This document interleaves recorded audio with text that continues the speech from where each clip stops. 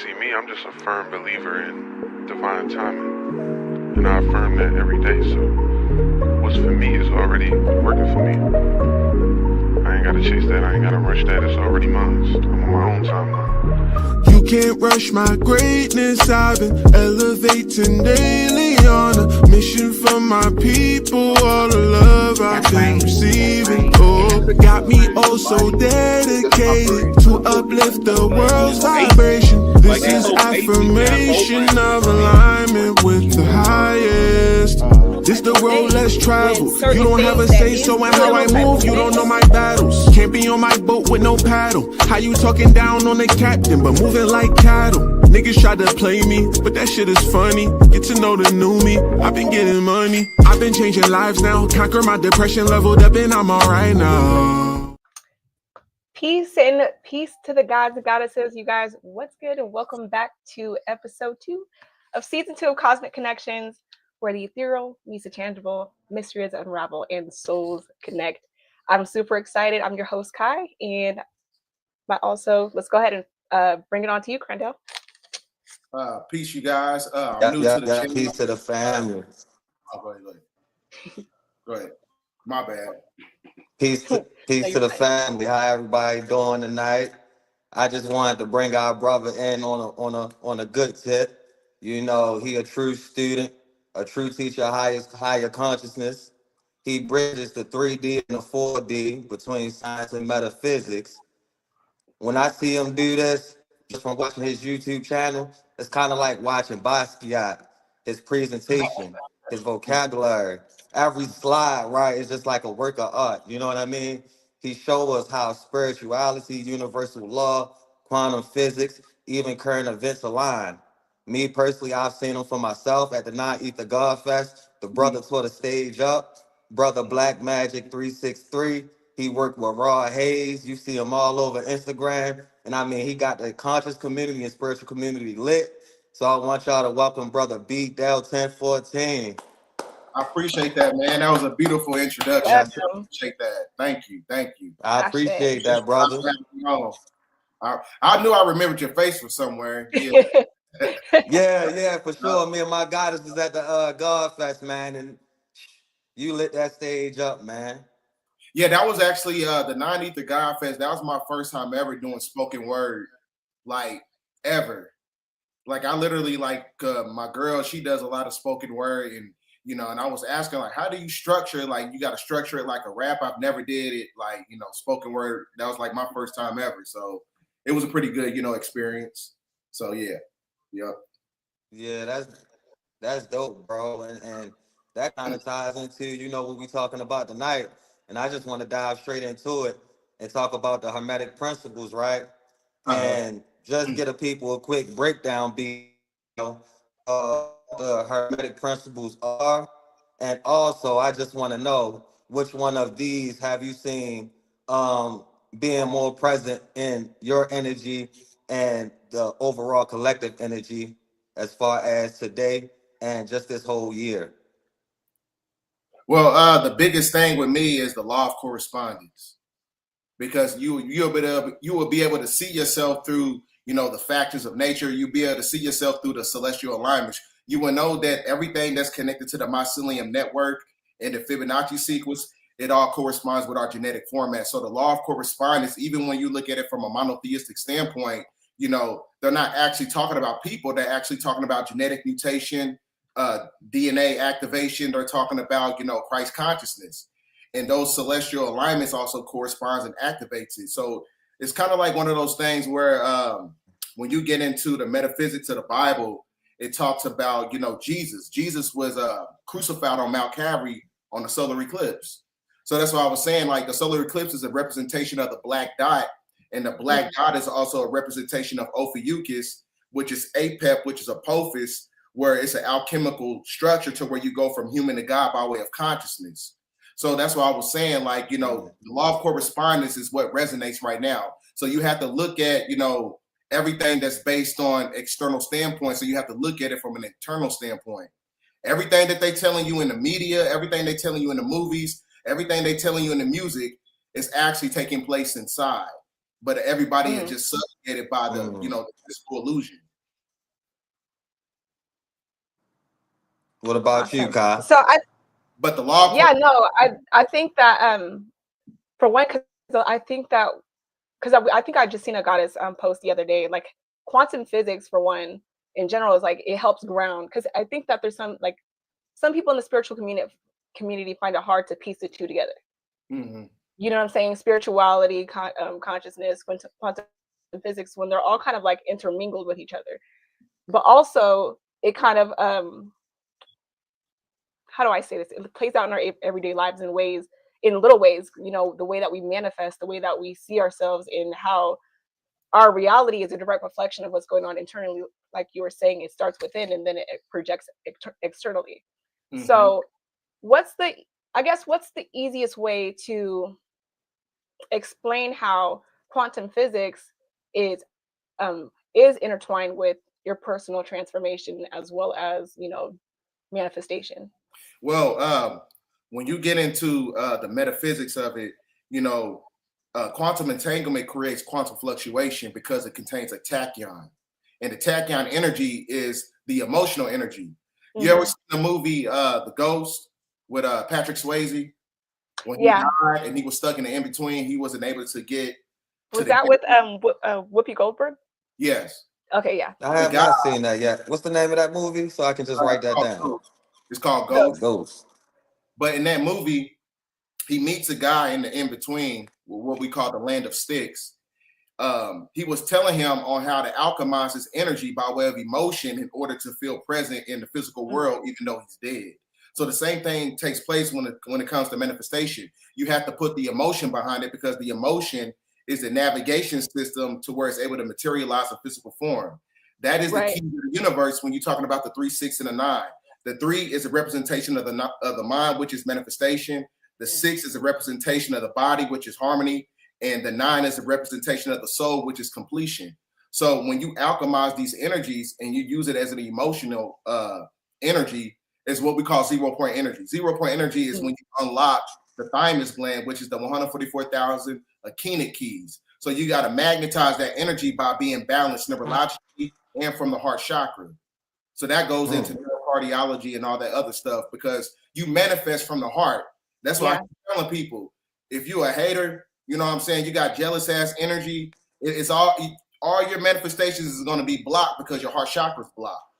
It's literally that simple. If you stop hating, you stop being jealous, you stop being envious, you're gonna be able to reap the benefits of the manifestations. You know what I'm saying? That's just by way of the law of reciprocity, because ether begets other forms of ether that creates, alchemical structures. That's deep. So it's kind of like because being a hater, that's an energy of lack. Right. Yeah. That's a lack mentality. That's you being upset at something. Because usually if someone's hating you, it's like, you have something I want. Yes. Or you're in an energy or vibrating at a certain frequency that I currently don't have. And so initially or essentially, if you're in that energy of lack, you're just going to manifest more lack. Right. That's a fact. And sure. So like I said, you got to use your emotions. It's kind of like one of those things where you got to visualize it so much to the point where it almost makes you cry, and you alchemize it. Kind of like the same when you're talking about tantric sex. When you're about to climax, don't climax, but you got to use that energy to pull information from the mental plane. And that is what we call star polaris. That's how you get back to the middle way. So that's why I was saying you got to use your emotions to pull the energy in to where it's able to alchemize and be able to reconfigure those neurotransmitters. And actually, right, that's how I know that'll be so on point, because I was actually going to get to Nikola Tesla and the 369 theory a little bit later, but he was already so on point with talking about it, right? Because I was also watching the Resurrection Code last night when you were speaking on the 3. But also, I want to talk about the law of vibration, right? Because everybody says you got to vibrate high. But they're not actually telling you how to vibrate high, right?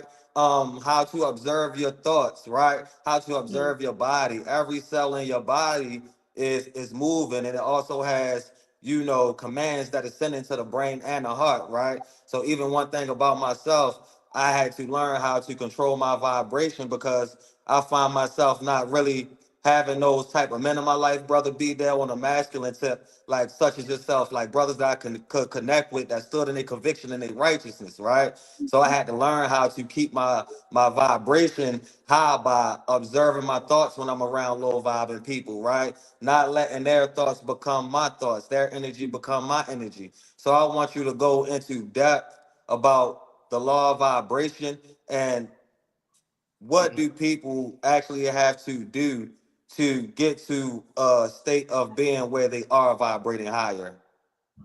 Okay. Well, in order to vibrate higher, you have to change your mindset, because when you change your mind, you change your vibration. That vibration becomes magnetism. And the magnetism in itself is facilitated by the manifestation by way of the heart chakra. So when you're talking about, mind science technology, it goes into the fact that you have to understand that you have the crystals in the brain have the ability to create geometric energy fields. And those geometric energy fields is a protectorate because it's connected to your central nervous system. So when you're vibrating at a high vibrational frequency, just off the fractions of light of your macabre or your aura or whatever the case may be, you're going to become a mirror to those who was vibrating at a low frequency. That's why I said, like, the spiritual journey, it really is it's a lonely ass journey. Because like I said, it's going to be one of those things where you got people who is, not have the ability to correspond with the law of vibration because they don't have no magnetism for themselves. So they have a parasitical energy. The more you raise up in frequency, the more they're going to try to pull you right back down. Yeah. Because, the law of vibration is cultivated by the fact that, it has the ability to manipulate, subatomic energy. Human consciousness manipulates physical matter. So the more conscious you are and the more you raise up in frequency, the more you're going to manipulate everything around you. So this is why a lot of times, like, oh shit, here come this woke nigga. They don't want you around because they know that you destroy their illusion. That's the reason why they don't want you around. Yep. That's a fact. That's a good one. All right. So good. Oh, did you have it? Go ahead. No, go ahead. Go ahead, Kai. I didn't mean to cut your wisdom. Oh no, yeah. So I was just kind of like thinking because something kind of just popped into my head because I understand the hardest part of the journey is getting past and balancing out the emotional body. Right? Because again, like you said, your emotions are basically charged the manifestation. That's just kind of like, you know what I'm saying? It helps the manifestation come in. And so how could you like intertwine that with what some say as like when you need nothing, it attracts everything? Does that make sense? Say it again. Like needing, you know how some people say, or there's the saying that needing nothing attracts everything. Yeah, because everything that you chase after is going to run from your ass every time because it's not a genuine energy behind it. Okay, yeah. You know what I'm saying? Like, that's why I say you chasing women, they're going to run from you. You chasing money, it's going to run from you. So when you tap into your authenticity, which leads you to your purpose, everything is going to magnetize towards you because that is basically the etheric energy of having an authenticity. This is when you get into the Sufi order of the sons of green light. That green light is the ethereal energy that is extracted from the heart chakra. So that's why I said the emotional energy is how you alchemize your reality and be able to deviate from the Metatronic overlay that subjugates the gematria body. Because the gematria body is the emotional body that's connected to the simulation because it's teleconnected to the silver cord, which is the moon. But the Zohar body is the apex of the frequency of the soul that's teleconnected to the sun that operates on 90-degree angles of fractions of light, which makes you an El or Elohim or a God. Psalms 82 verse 6. Ye are God, so you have the ability to create. That's what makes you a God. You have the ability to create because you have emotion. So this is when you get into the Gnostic text. This is why, artificial intelligence is mimicking the energy of humans because they can't create anything. You have to have human emotion to create. That's one of the things that, they're very jealous about when it comes to, human energy. Got it. So I'd like to kind of get into loops and talking about the emotional body, because a lot of times we don't realize how we keep ourselves in these loops by reacting to the same things in the same way and having because it begins in the subconscious mind, right? So if you have a certain belief or a certain core belief, that's going to continue to manifest because you're going to continuously like react to certain things or have a lack mentality as it pertains to, like, say for instance, finances. If you have a mentality that talks about, that says money is hard to get and I never can acquire enough, but no matter what your conscious mind is saying, your subconscious mind is what's, what matters. And we end up finding ourselves in these loops because we're not digging deeper into the core belief. And then so that emotion of lack and frustration and anger, when you like, experiencing these things over and over again, puts you in this energetic loop of lack. So you know what I'm saying? Yeah, because the trauma aspect is what keeps you stuck in a fixed position reality. You stuck in this fixed position reality by way of the trauma. It puts caps on your neurons, so it blocks transmission in order to manifest. So that's why I said, and you, even if it's just as something as you making up your damn bed every day, just if it's hard for you to make up your bed every day, just start by doing something like that, because it's going to reconfigure the mindset. It's going to unlock certain parts of the brain. Right. But that's why I say everything is, everything in the universe moves on a logistical principle. So everything has order and structure. And when you cultivate that and you embark those energies upon your life, that's when you're going to be able to shift the mindset, which is going to be able to shift your reality. Absolutely. And I can attest to that because certain traumas that I've had in my life, right, whether it was breaking habits that was passed down through my family, whether it was certain thoughts and things that I went through from my childhood, going back and healing that inner child, and still certain things that I'm dealing with now, I can relate to because I was always so used to trying to control everything. And that has been my biggest thing about the principle of rhythm, right? Just letting everything flow the way it's supposed to, understanding that, every positive is going to have a negative. Every up has to come down. So I want you to speak on the importance of that, Brother Brydell, and how it ties into manifestation. Because I think some people get so low sometimes that they can't get out of it. And then they get too high sometimes that, they start sticking their nose up at people. So I want you to speak on the importance of that. Well, the law of rhythm travels on 0-point energy fields.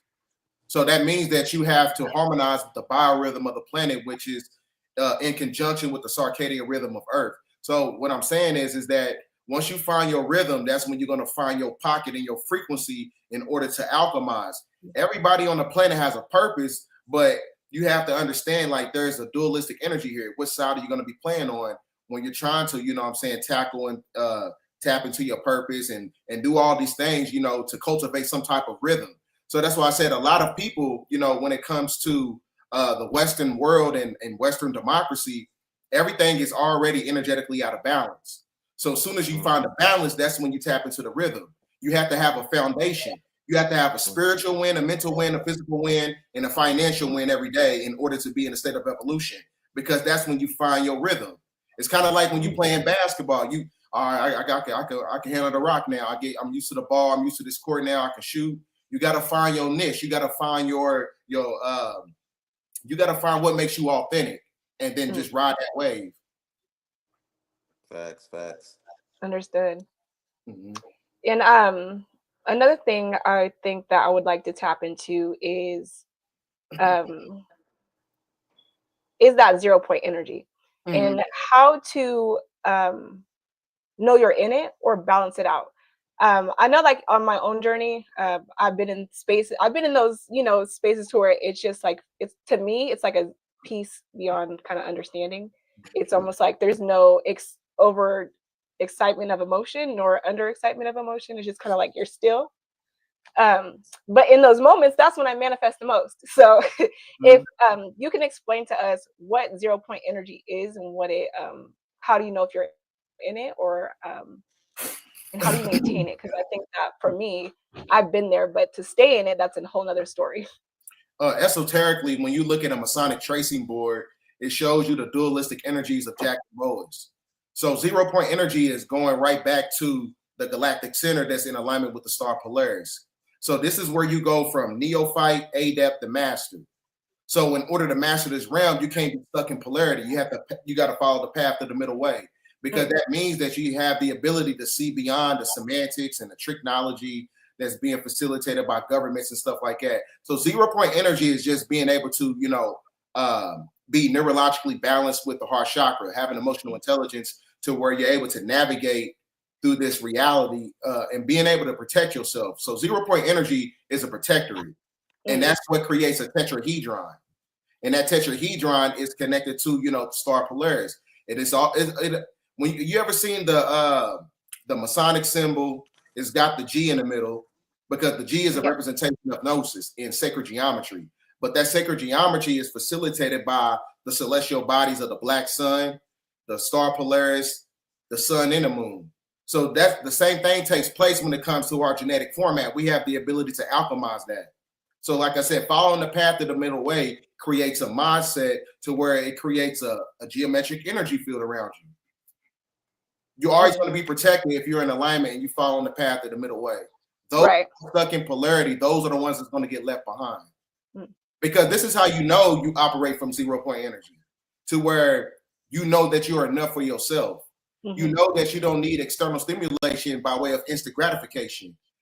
It's like, because I ain't gonna lie, I used to, I'm one of those guys. I used to have like 500 pairs of shoes. I used to flip all that stuff. I used to have like all that stuff. But when you really tap into your authenticity, you will find out that everything else around you don't even matter. Yeah. You know what I'm saying? Like, it's to the point where I ain't saying like you ain't gotta be dirty and nasty or nothing like that, but you know yourself, you can be like, shit, I wear this same damn outfit every day. Hey, it's an inner fulfillment. Because you know you're you. It don't matter. Yeah. You know what I'm saying? But that's how you know. That's how you know. Absolutely. And I think it's an inner fulfillment. It's like knowing that this is temporary, but you're all like, there's nothing outside of you that you need to because most of us in society are looking for things to fill the void. So when we're getting all the shoes, the bracelets, the cars, the house, all of those things are filling some sort of void within us to a degree. But when I think that what you're saying is when you get into that space or that 0 point energy, that hole is filled. And that it's like, and then that's where you start tapping into the overflow. Yeah. Because then you're like completely centered in your being and knowing that you are connected to the very thing that created all of this. You know what I'm saying? For sure. And also to speak on that 0 point energy, right, Brydell, I just want to ask you, right, for the people, what's some things that people can do? Because 0 point energy, you have to have almost laser focus, right? And most people these days can't even focus past 10 seconds. You feel me? So they always doom scrolling. Their attention is caught by this person. Bro, I think you're you might have to repeat yourself one more time. You couldn't hear me? No. You sound real choppy. Yeah. Can you talk again? Was that me? Yeah. Yeah. I can hear you now. Okay, I'm good now? Yeah. Okay, so I was just speaking on the 0 point energy, right? And how you have to be laser focused and honed in on something for it to truly manifest, right? And I was saying people is so stuck on doom scrolling by their phone, right? They this one chick hit you up and now you done stopped everything that you doing to mess with her. You feel me? Your homeboy hit you up to go to the club. Now you in the club drinking. You done forgot everything that you doing. You feel what I'm saying? You not even observing yourself no more, right? So what's some practical things that people that is just getting into their journey can do to have that 0 point energy and to be able to manifest a little better? Shed all the dead weight. Do that first. And then that's when you start to, being able to see a lot of things, people, one of the biggest misconceptions when it comes to the conscious community, they think that just because you're conscious or whatever, you can't have fun. Try to balance it out. You know what I'm saying? Yeah. Balance it out till you get like, now I'm tired of this shit. I'm not going to the club no more. We can go dance at the house. We can have fun at the house. We ain't got to do that no more. So it's like I said, you got to take some things off the table. because some people, they're strong-minded enough to cut everything off cold turkey. But sometimes you just have to do everything in increments. You have to do everything brick by brick. Yeah. That's how you do that. It's really simple, but it's one of those things where, like I said, I understand that the great majority of people nowadays, they're mentally fractured and spiritually broken. So they're always going to be looking for, something to compensate for the lack thereof, with, escapism. They're going to go to the club. They're going to run, mess with this chick. She going to run, mess with this dude. Right.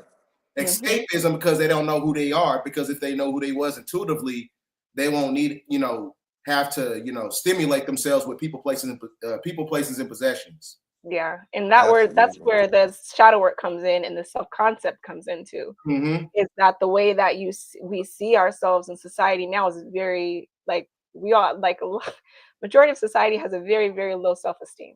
Yeah. And don't feel they're worthy for half the things that they even have. So therefore they're always sabotaging their life in multiple different ways. And so when it comes to manifestation, we're always manifesting. Mm-hmm. And it doesn't, whether we're aware of it or not. So depending on the way that you perceive self in the things that you want, or your certain situations or financial, whatever it is, that's what's going to manifest. And if the majority of society is at a low self-esteem, it's going to be a lot harder for them to operate in a way that is out of self-love, because we lack that. Mm-hmm. That's a fact. And I also wanted to ask you about a quantum physicist named Niels Bohr, right? I was actually reading a quote that he wrote. He said, "Everything we call real is made of things that cannot be regarded as real."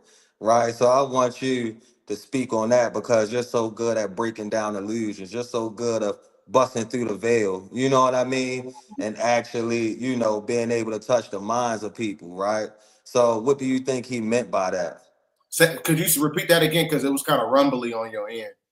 Oh, okay, my apologies. Can you hear me good now? Yeah. He said, everything we call real is made of things that cannot be real. Yeah, that makes a lot of sense, because, time is an artificial construct. As we were talking about 0 point energy, because the heart in itself is a fractal interstellar vortex portal. Because, when you love something intuitively so much to the point and you lose track of time, that's how you know that everything around you is fixated on a dualistic principle. Anything that operates in dualism is basically bounded by time. So like I said, the love frequency is the only way to manipulate the illusion. That's when you get into the metaphysics of, the carbon body in itself being a walking CERN machine. Because just like how the CERN machine contains quarks and leptons, we can tap into the Higgs boson particle as well. That's how you collapse time. You collapse time by way of the mind. That is the activation of Bathari gland, where it takes you to a different space and time. It takes you to a different space and time because consciousness that is stimulated by the neutrinos splits the photon atom. That's how you manipulate reality to the point where it's basically an illusion. That's deep right there. So vibration, more you raise up in vibration, that green energy has the ability to manipulate anything in a simulation. That's why Dr. York, he propagated the spirit of Melchizedek so much, because it's not an actual, a lot of people try to make it, in alignment with, theology and stuff like that, but it's an energy. It's an energy that ends reality.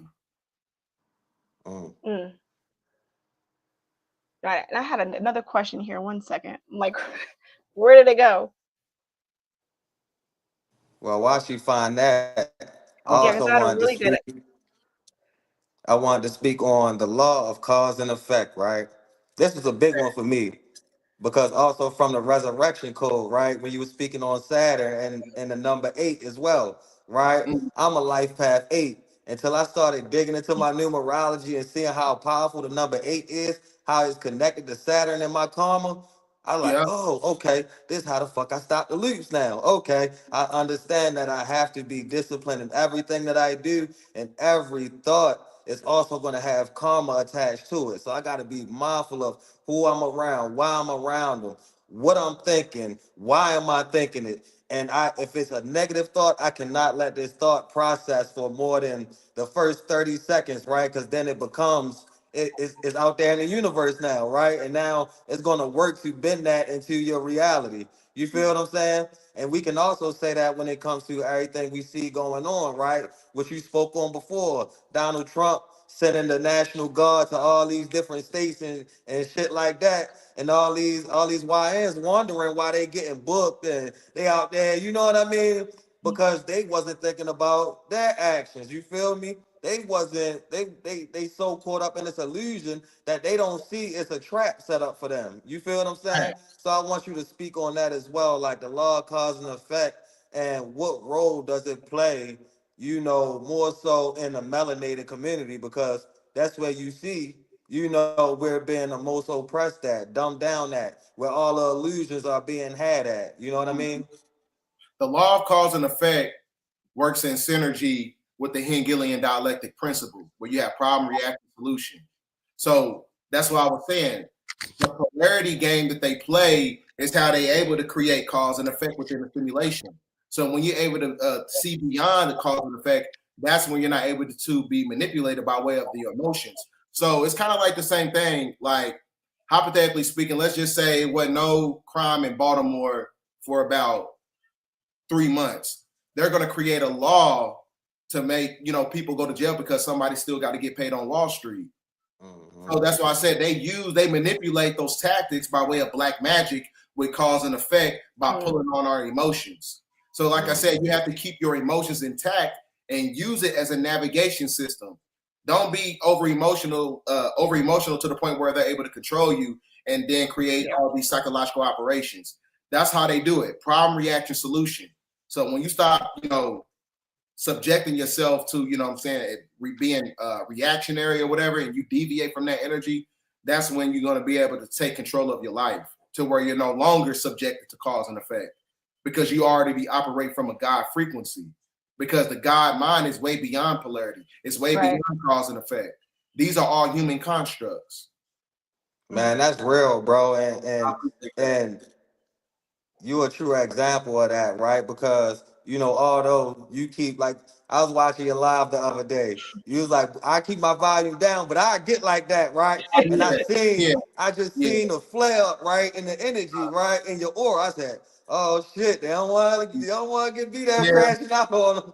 You feel what I'm saying? But that was a true representation of like what it is for a masculine to truly grow. You feel what I'm saying? And you're a true example of that for these young brothers out here. You know what I mean? Especially brothers like such as myself. You feel me? Because I'm so used to clicking. I'm so used to crashing out. That's all I've ever seen with my uncles, my daddies. You feel what I'm saying? That's all I ever seen. You know what I mean? So, when I see brothers like you standing on that, going out your way to be overly emotional, but actually alchemizing that. Because all they doing is making you better. All they doing is making you stronger. You feel what I'm saying? And when I started thinking about things in that nature, things became a lot smoother. You know what I mean? As far as my hero's journey. So stoicism, in the modern day black man, is a lost art.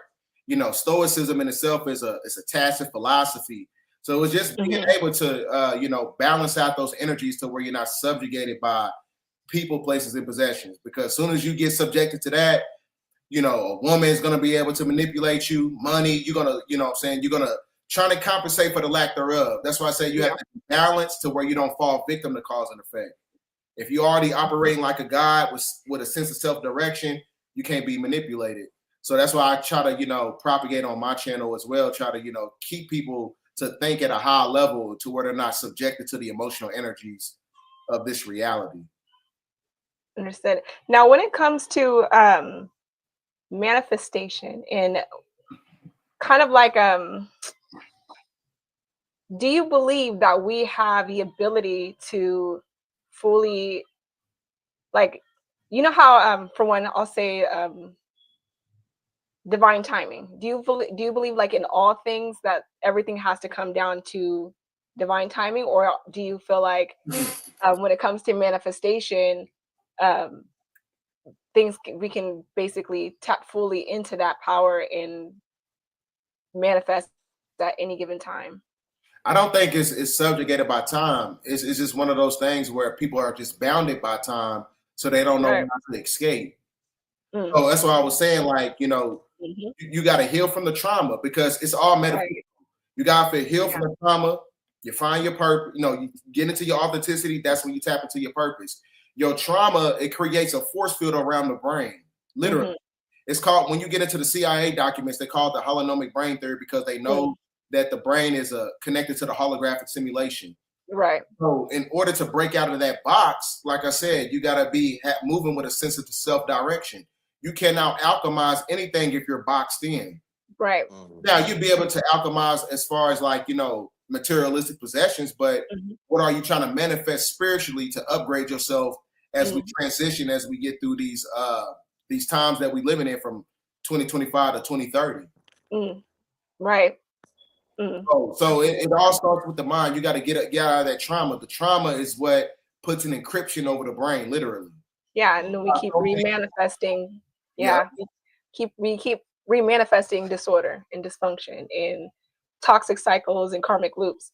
And I wholeheartedly agree with that because I kind of went into I mean, I wouldn't say I'm fully into the whole manifestation thing. I am, but I'm also understand that it's an internal work.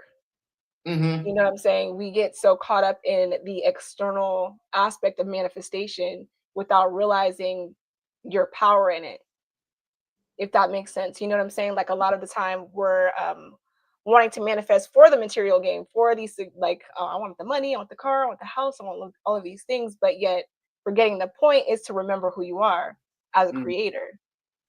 And a lot of times, most people can't manifest because they hang around with too many people. I'm a loner by choice. I don't have friends on Yeah. purpose. Yeah, You me know too. what I'm saying? Because, you know, I'm an eclipse baby. So anytime you're born on the eclipse, you're going to become a mirror to other people. Mm. So every time I'm around dudes, there's always dudes jealous and stuff like that. Then got to lay hands on them. That's like a long time ago, but that's what I say. So it's just more better for me to be by myself because, like I Yeah. said, I know I'm enough for myself. So it's one of those things where, you know, people can't manifest because they got too many things pulling on their energy. Yeah, it's I too mean, much going on, and I agree with that. I'm the same way. Intentionally, I don't like to hang around people a lot, but also because I feel like when you're on this journey in this path, you have this like passion for self-development mm-hmm. Yeah.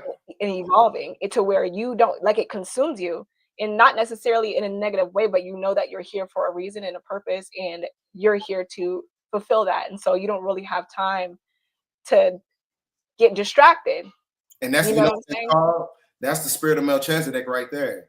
That's your willpower, having a propensity to do something to where it keeps you going. Yeah. Learning more new stuff, you know, going to the gym. If you ever pay attention to, you ever seen the movie Limitless Pill with the I little, love that movie. yeah. Yep. So like I said, he tapped into something neurologically to where it was like, damn, I want to run, I want to do all this other stuff. Mhm. That's the spirit of Melchizedek. It Mm. literally makes you, you know, become a god. That's Yeah. what the golden age is all about, going from human to God. But we have a demographic who don't have the ability to ascend because they're lacking certain things as far as like the genetic format. You know, that's why they got to merge human with machine. That's their golden age. But our golden age is the activation of the crystal light body. Right. Wow. That's That's powerful. deep Yeah. right there. And I can relate to that. 'Cause, I'm an equinox baby. My birthday is Oh, right there. I'm an you're kind of equinox going out again, bro. You know, and I've always been like a mirror to people, so I can definitely relate to that, Brydell, man. That's why I've been in my bubble, like, man, everybody move around me right now, because like you said, when you got so much stuff pulling on your energy, it's like, nah, I'm trying, my trajectory trying to go here. Y'all always keep trying to pull me back down. Gotta cut that cord. You know what I mean? Yeah. And then when you hang around people anyways, they don't want to be around you. That's why I don't mind people calling me, because I instantly start talking about the stuff that I'm into, and they hang up the phone anyway. Mm-hmm. You know, they Right, don't, you right. know, That's a like you were fact. saying earlier, when you have, like, Brydell, you were saying, like, you know, when you have a certain energy, it dismantles illusions. And Mm-hmm. so when people, that's like your energy itself is like activates cognitive dissonance in Mm-hmm. people. They don't want to be around you anyways. But also for Exactly. us, we don't want to be around that, because it's like trying to talk to a wall Mm-hmm. and have Right. a party with it. It's like we're not gonna get anywhere. That's You why I know? can tell you. Sometimes you just got to break up with everybody. Break Yeah. up with every damn. Facts. Like, Yeah. all of y'all niggas. But that's where you find your power. For That's where you real. find your true essence. And I think that it's absolutely necessary to, if I never spent time alone, you're not gonna, if I never spent time alone, I never understood who I was. I wouldn't have my own Kundalini activations, because I know that the first live we ever did, you were Mm-hmm. talking about how the way to activate the Kundalini energy, or to allow it to rise, is to you have to regulate your emotional body, Mm-hmm. right? And so that's something that I've been working on for the longest time, and I know that I've gotten to that 0 point energy, and that energy is very, very powerful. And then you start feeling very expanded. Yep. You know what I'm saying? And once you, and again, it's kind of hard to, with the distractions, it's hard to maintain it, Mm-hmm. because it's like a exercising of that energy. That's a But fact. once you get a taste of it, it's like you're always like, it's on now. Like I gotta figure this out to stay there. It's where Yeah, that's the 'cause core you know, frequency. like the law of rhythm. You done found your rhythm. Now you like, okay, Yeah. yeah, this is Mhm. what this is about. Now I know what to do. No hiccups no more. Now we on the, we got the ball rolling. Absolutely. And I think that, like you were saying, or That's a it's, fact. people aren't willing to um, do the shadow work. And the shadow work is facing your dark aspects of self, the Mm-hmm. trauma, insecurities, and people don't want to view themselves as victims in that way, to where, well, I got hurt. Like, in the people you hold on, because there's some people who will be like, well, I've had all these things happen to me, and this is the reason why I'm going to stay right here. Mm-hmm. Right? Or there's people who like, oh, well, all of these things happen to me, F everybody, and I'm not going to be worried about nothing. But to have to look at yourself and to truly face yourself in those moments and break through, because this is the thing. Let me just kind of backtrack, because my mind's like, I have all of these different downloads coming. Mm-hmm. But I think that people find it hard to, like, we say that we're doing the inner work. We say that we're doing the shadow work, but for one, I think that we over logicalize it, Mm-hmm. because a lot of times when it comes to shadow work, it's actually within that trigger. Mm-hmm. That's where the true that's where your exercise comes in. That's where you find out where you're at energetically, or where you're at within your healing and your consciousness, because it takes a certain level of consciousness to analyze self in the wound, in Mm-hmm. the trigger, in the fight. And that's another thing. For real. I agree with you on that. And some people think they doing great with their shadow work because they're running from their motherfucking problems. That's because this is how you know you tapped into your shadow work. It's kind of like the same thing when you watch the movie World War Z. When he took that antidote and then he was able to walk around with the zombies or whatever, that means that, you know what I'm saying, he was able to cloak himself, meaning that he was just using, himself as a catalyst, like, okay, I could be around this energy. I know I'm protected. If you don't have the ability to, if you're an alcoholic or whatever, if you're a drug addict, if you don't have the ability to be around it and you don't have the propensity to not do it or whatever, you not evolve as much as you thought you was. Yeah. So you gotta be around it. You gotta put yourself around certain situations just to see where you evolve from, as far as, what subjugated you, whether it's drugs or the food or whatever. If you could be around something and you still cultivate that discipline, that's how you know you're operating from the God mind. Agreed. And it's again, it goes to a level, when you're doing the inner work and you're doing, like, truly in, like, diving really deep in your shadow, like, and I had this revelation recently, because I've gotten much deeper into my shadow self, to where, because what will happen is that you will feel your energy rise. Mm-hmm. You're gonna have that confirmation energetically that you pierced through another layer of the emotional body, or the trauma, or the wounding, because you're gonna have that level of peace afterwards. And like for instance, like if I go through like an emotional purge, right? And in that purge, I have to be conscious enough to be like, okay, I need to understand what's going on. What is my body telling me? What is my inner child telling me? What is the fear here? Like, and you got to study yourself in that moment. Because you said, because you're not the body, your consciousness behind it, right? You're not your thoughts either, but you're the consciousness behind the thought. So you can have your physical body and your mind telling you, well, I'm a victim, I'm not enough, I'm freaking, everything's going to shit. And then your conscious mind is like, oh man, I still have a fear of abandonment. I still have a lack mentality. I still have, like, that's when that's when I feel like, for me, I've had my most breakthroughs energetically after those tower moments. In the next day, after I sleep it off, my energy is completely like here. Yep. Shedding off that dead weight. Yeah, because it's a shedding. Yep. But a lot of times we're not allowing ourselves to shed. We're experiencing the emotion, holding on to the emotion, and then sucking it back in. And that's what we're doing in 9 years. So, like I said, you got to shed that snake. It operates on the Trinity principle: death, rebirth, and ascension. Yeah. Time to do it. Yeah, that's been my entire damn year. But you know what? It's been it's like once you get to, if you're paying attention, you'll realize the majority of the collective is on the same wavelength. That we're all kind of going through these shifts, these transitions, evolving energetically and whatever else at the same time. You know what I'm saying? So and I had another question for Brydell, right? Because this one involved manifestation as well. And being a man of science, right? What do you think about magic, right?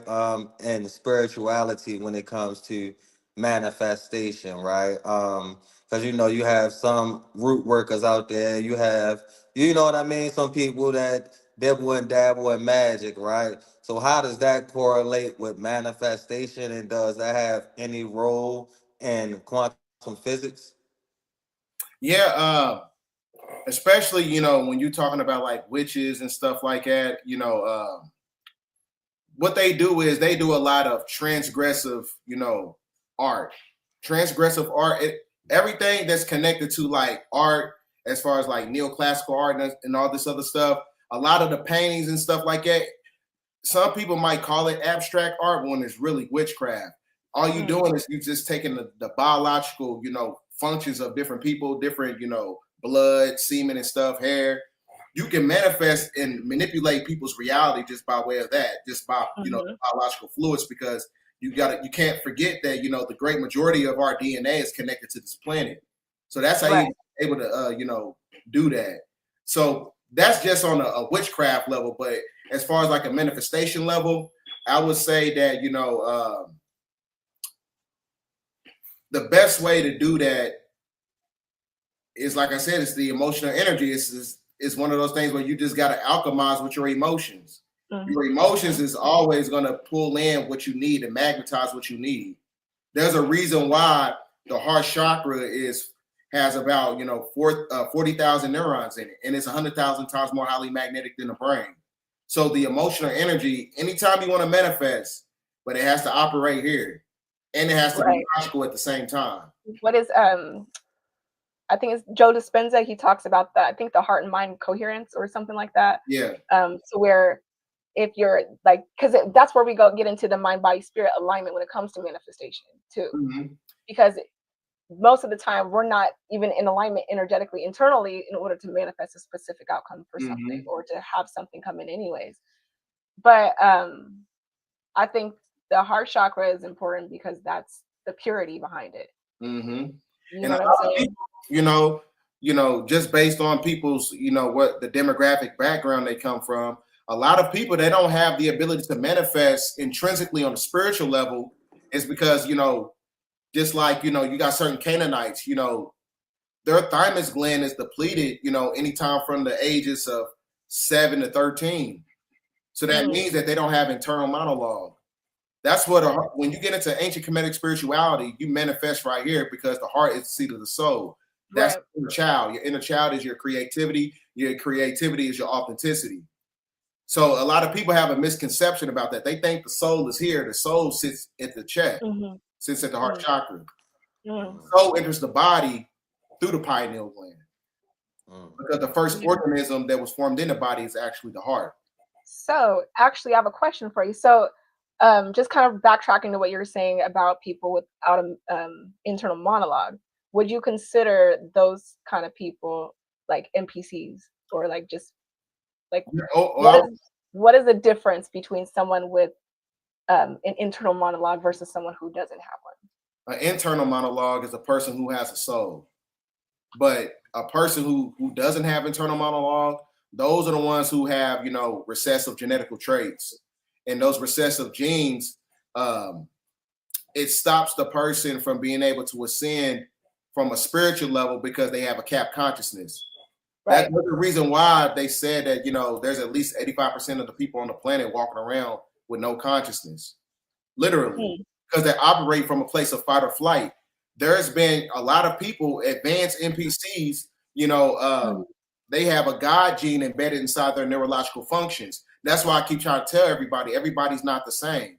Right. It's called the VMAT2 gene, the vesicular mind transporter 2 gene. It gives you the propensity to believe in things outside of yourself that's connected to the simulation. And from my opinion, in terms of energy and what they venerate, I can, you know, collaborate those individuals with the seeds of Enlil. Wow. And that's when you get into the Sumerian stuff, but yeah.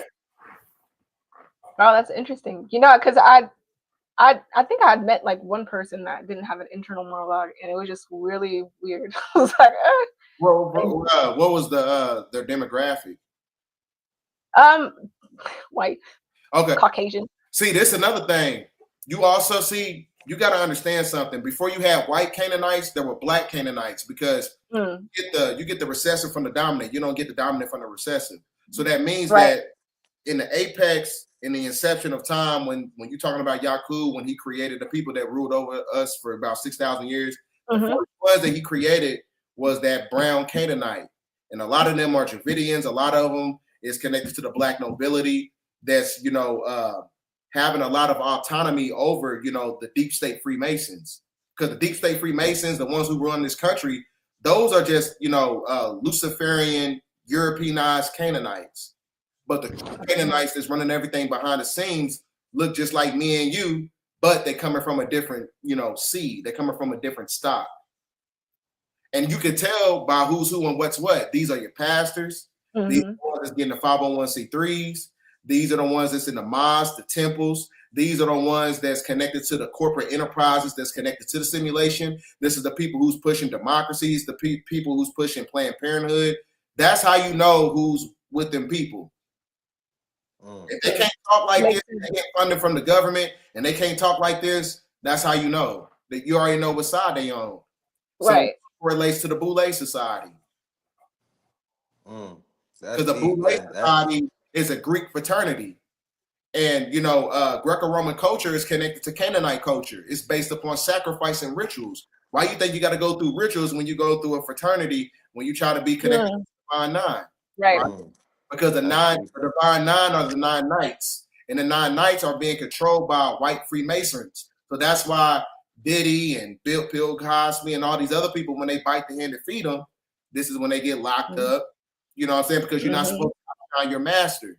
You break it off. So I don't know if they understood that, but you know. That's deep, bro. You just broke a lot down for me. That was a whole rabbit hole. Look, I'm about to go dive into that rabbit hole after we get off of here, man. Because that was powerful, and it made me think like that's why you have to be so aware of self, right? Because people like that will try to come and manipulate your energy and try to infiltrate your energy. You know what I mean? And if you're not aware enough of self, then, you know, they could kind of like, how can I put it? They could kind of like, you know, imitate everything that you're looking at. You feel what I'm saying? Like it Mhm. might be somebody that's trying to infiltrate my energy, without me knowing. They could imitate, the intellect of a Brydell, right? And if I'm Mhm. not self-aware enough to know the cues, the nuances, right? Then I'll probably end up getting fooled. You know what I mean? So I want you to also speak about how important it is to be self-aware when it comes to manifestation. Because sometimes if we're not self-aware enough, we end up manifesting some shit we think that's good for us, but it's really not. You know what I mean? Mhm. Oh, that's a good one. Yeah, Mhm. healing. Because when you heal, like I said, you're not going to be able to be compromised. There's not going Yeah. to be some type of there's not going to be some type of acceleration drag on your manifestation. Mm. So it's like one of those things where it's like you said that you got to repeat the question again, because I kind of lost my train of thought. I was Oh, burping. so it was basically how do how do you differentiate, put it like this, how do you differentiate those type of things, right? Let's say of somebody that's trying to infiltrate your energy, what do you have to do to be self-aware enough to be mindful of those type of things? You know what I mean? Oh, okay. Give Yeah. them a task until the mask fall off. Mm. Give them a task. Yeah. That's what I always tell, because it's been plenty of times I've messed with women in the past, and they know I like to read and all this other stuff, and I was like, I told baby girl, I said I'm finna come over or whatever. She had her windows open, and I was finna scare her or whatever, and then I looked in, I was like, "What you doing?" She was like, "Oh, I'm reading and stuff like that," and then I look in the window, she's not even like she ain't read nothing, and then I knock on the door, she shot her hair up and grabbed the book, like make it seem like. Because that's what I tell people all the time. You got to be very critical, because people will try to emulate Yeah. your energy just to get next to you. Yeah. That's Mm. why I said Agreed. they They will can't study. give them the blueprint. Yep, they will study you. They would do everything try to get next to you, and that's how you know you're dealing with an energy vampire. Yeah, and that Mm. goes for like anything that you do too, because I've had friends people I had thought were my friends at the time that would literally study me to the T. And I would Mm-hmm. give them plenty of my wisdom, a lot of my gems that especially like just for certain things, right? And then next thing you know, they're off like almost verbatim saying a lot of the things that I had taught them, and then forget that I taught them that, and they come back to me and say things like, I didn't, all right, go, yeah, that's, I told you that, but I ain't even gonna say nothing, but I realize that happens to me a lot. That's why I'm by myself though. I'm the same way, man. Stuff like that been happening to me since I was like in third damn grade. Yeah. I came in when I was one of the first dudes at school with the throwback jersey, the NBA patches. I was the first one with all that, and then like over the course of time, when you find your authenticity and you know who Yeah. you are, people are going to mimic that energy. They're going Yeah. to mimic it every time. I never liked that because I have for when I was younger, I have a very unique personality, right? And I always have authenticity, right? And my pet peeve was like getting around certain individuals who would just seem to copy my laugh, my jokes, I'm like, Mm-hmm. like this is like, no, I gotta cut you off now because Yep. I can't. And I've always said that when I was younger, like I can't hang around with anyone with their own, that does not have their own personality because they end up copying yours and Mm-hmm. then forgetting. Like, Facts. but The best way to know that is if you, when you're around that person, you start losing a lot of energy. You start getting tired. yeah, You start getting sleepy. I'm like, damn, I done worked out and everything. I'm around. Man, what? You gotta no, go. literally. They go. And I They think know. that where it comes in, I gotta get away from around you. Nah, for yeah, real, bro. That exactly. literally just happened to me today, bro. I was around some people earlier today, bro, and that was fine, right? And I always wake up in the rising on, thank you, God, for waking me up today. Name 3 things I'm grateful for. I'm ready to go. Soon as Mm-hmm. I got around people beat up, I was like, what the? Bro, it was Yeah, crazy. I literally had to come home, like literally Palo Santos up. You know what I mean? Literally take a spiritual bath, like get this shit up off yeah, me. You feel me? Yeah. Like, cause yeah, it was ridiculous, bro. You feel me? Even down to the point I literally had to rest my body for like 2 hours before we came on the live. But Mm-hmm. it was like probably like an hour before the live, this burst of energy just came out of nowhere. And that's how I knew. I said, all right, I'm back. I'm good. You know what I mean? Yep. So, It's kind of man, like the it's same so important thing. to be self-aware. It's the same thing as like when you at work and then all of a sudden you at work, you tired as hell. But when you get Yeah. off work, all that energy come right back. Right. Yep. Yeah, I know, look, and that's so funny that you said that. And what they call it like the after work energy or whatever the case may be. That used to happen to me a lot though. Mm-hmm. And I had to leave working because as my Kundalini energy was rising heavily at that time, I could not be around people. Mm-hmm. It was like it's like I felt everybody's energy. It was overwhelming and also draining at the same time. And Mm-hmm. so I think that, you know, we get to the point to where, you know, you just got, I think now I'll say this, you just got to be really centered in your being. Mm-hmm. Because a lot of these copycats or people, soulless people or whatever the case may be, like they can't comprehend fully like we do. Mm-hmm. It's like that what common sense. Just kidding. But it's just like critical thinking, things of that nature. You're gonna drain your energy being around those kind of people because all they're doing is mimicking you how to talk. Like, you know, they even mimic emotions. Mm-hmm. You know, it's so they're not there. There's no authenticity there. It's Facts. a copy paste version of everything outside of them. Mm-hmm. You know what I'm saying? So I feel like when it comes to even people who don't have their internal monologue or whatever the case may be, and you're arguing with those kind of people, it's like it's pointless. Yep. You're around those kind of people, it's pointless because they need that. This is but anytime you come around people like that, this is what you say to them, and then they cut it off. I just say, hey, you don't know enough to disagree with me. Oh, that's a good one. You don't know enough. You don't know enough to refute anything that I'm saying. So just leave it alone. They cut the conversation off. That's a fact, though, and that's why I always pride myself on being a student first. You know what I mean? Yeah. I never try to jump out there and be like, "Oh, boo boo, this, that, and the third." No, I always can grasp knowledge from any type of situation, place, thing. You know what I mean? I'm always looking to grab knowledge from somewhere. But that also brought me to my next question for you, Brydell. Like, what's your process in learning, right? Because I think that is a deficit when it comes to especially our community, right? Because we got TikTok, YouTube, we got things that's constantly being fed to us, different information, right? To the point where I don't think people even go back to get reference points. You know what I mean? And certain things of that nature, right?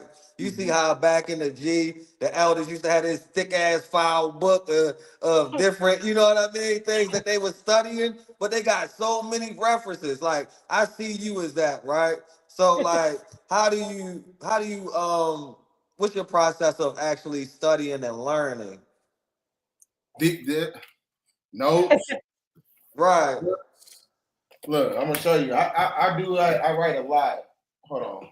These are some of my other notes I used to write when I was at work. Because I was engineer, I don't work no more. These are like all my notes I did at work. Oh wow. This is like I wrote them on these little card things. I used to write them when I was at work because I didn't really do that much. All I did was, break down extruders and I build them. I was an engineer. But yeah, writing because when you write down anything that you're trying to learn, it's going to rewrite it in your DNA and it's going to be embedded inside your subconscious mind over the course of time. And that's when you start to, remember certain things that's connected to your Akashic records.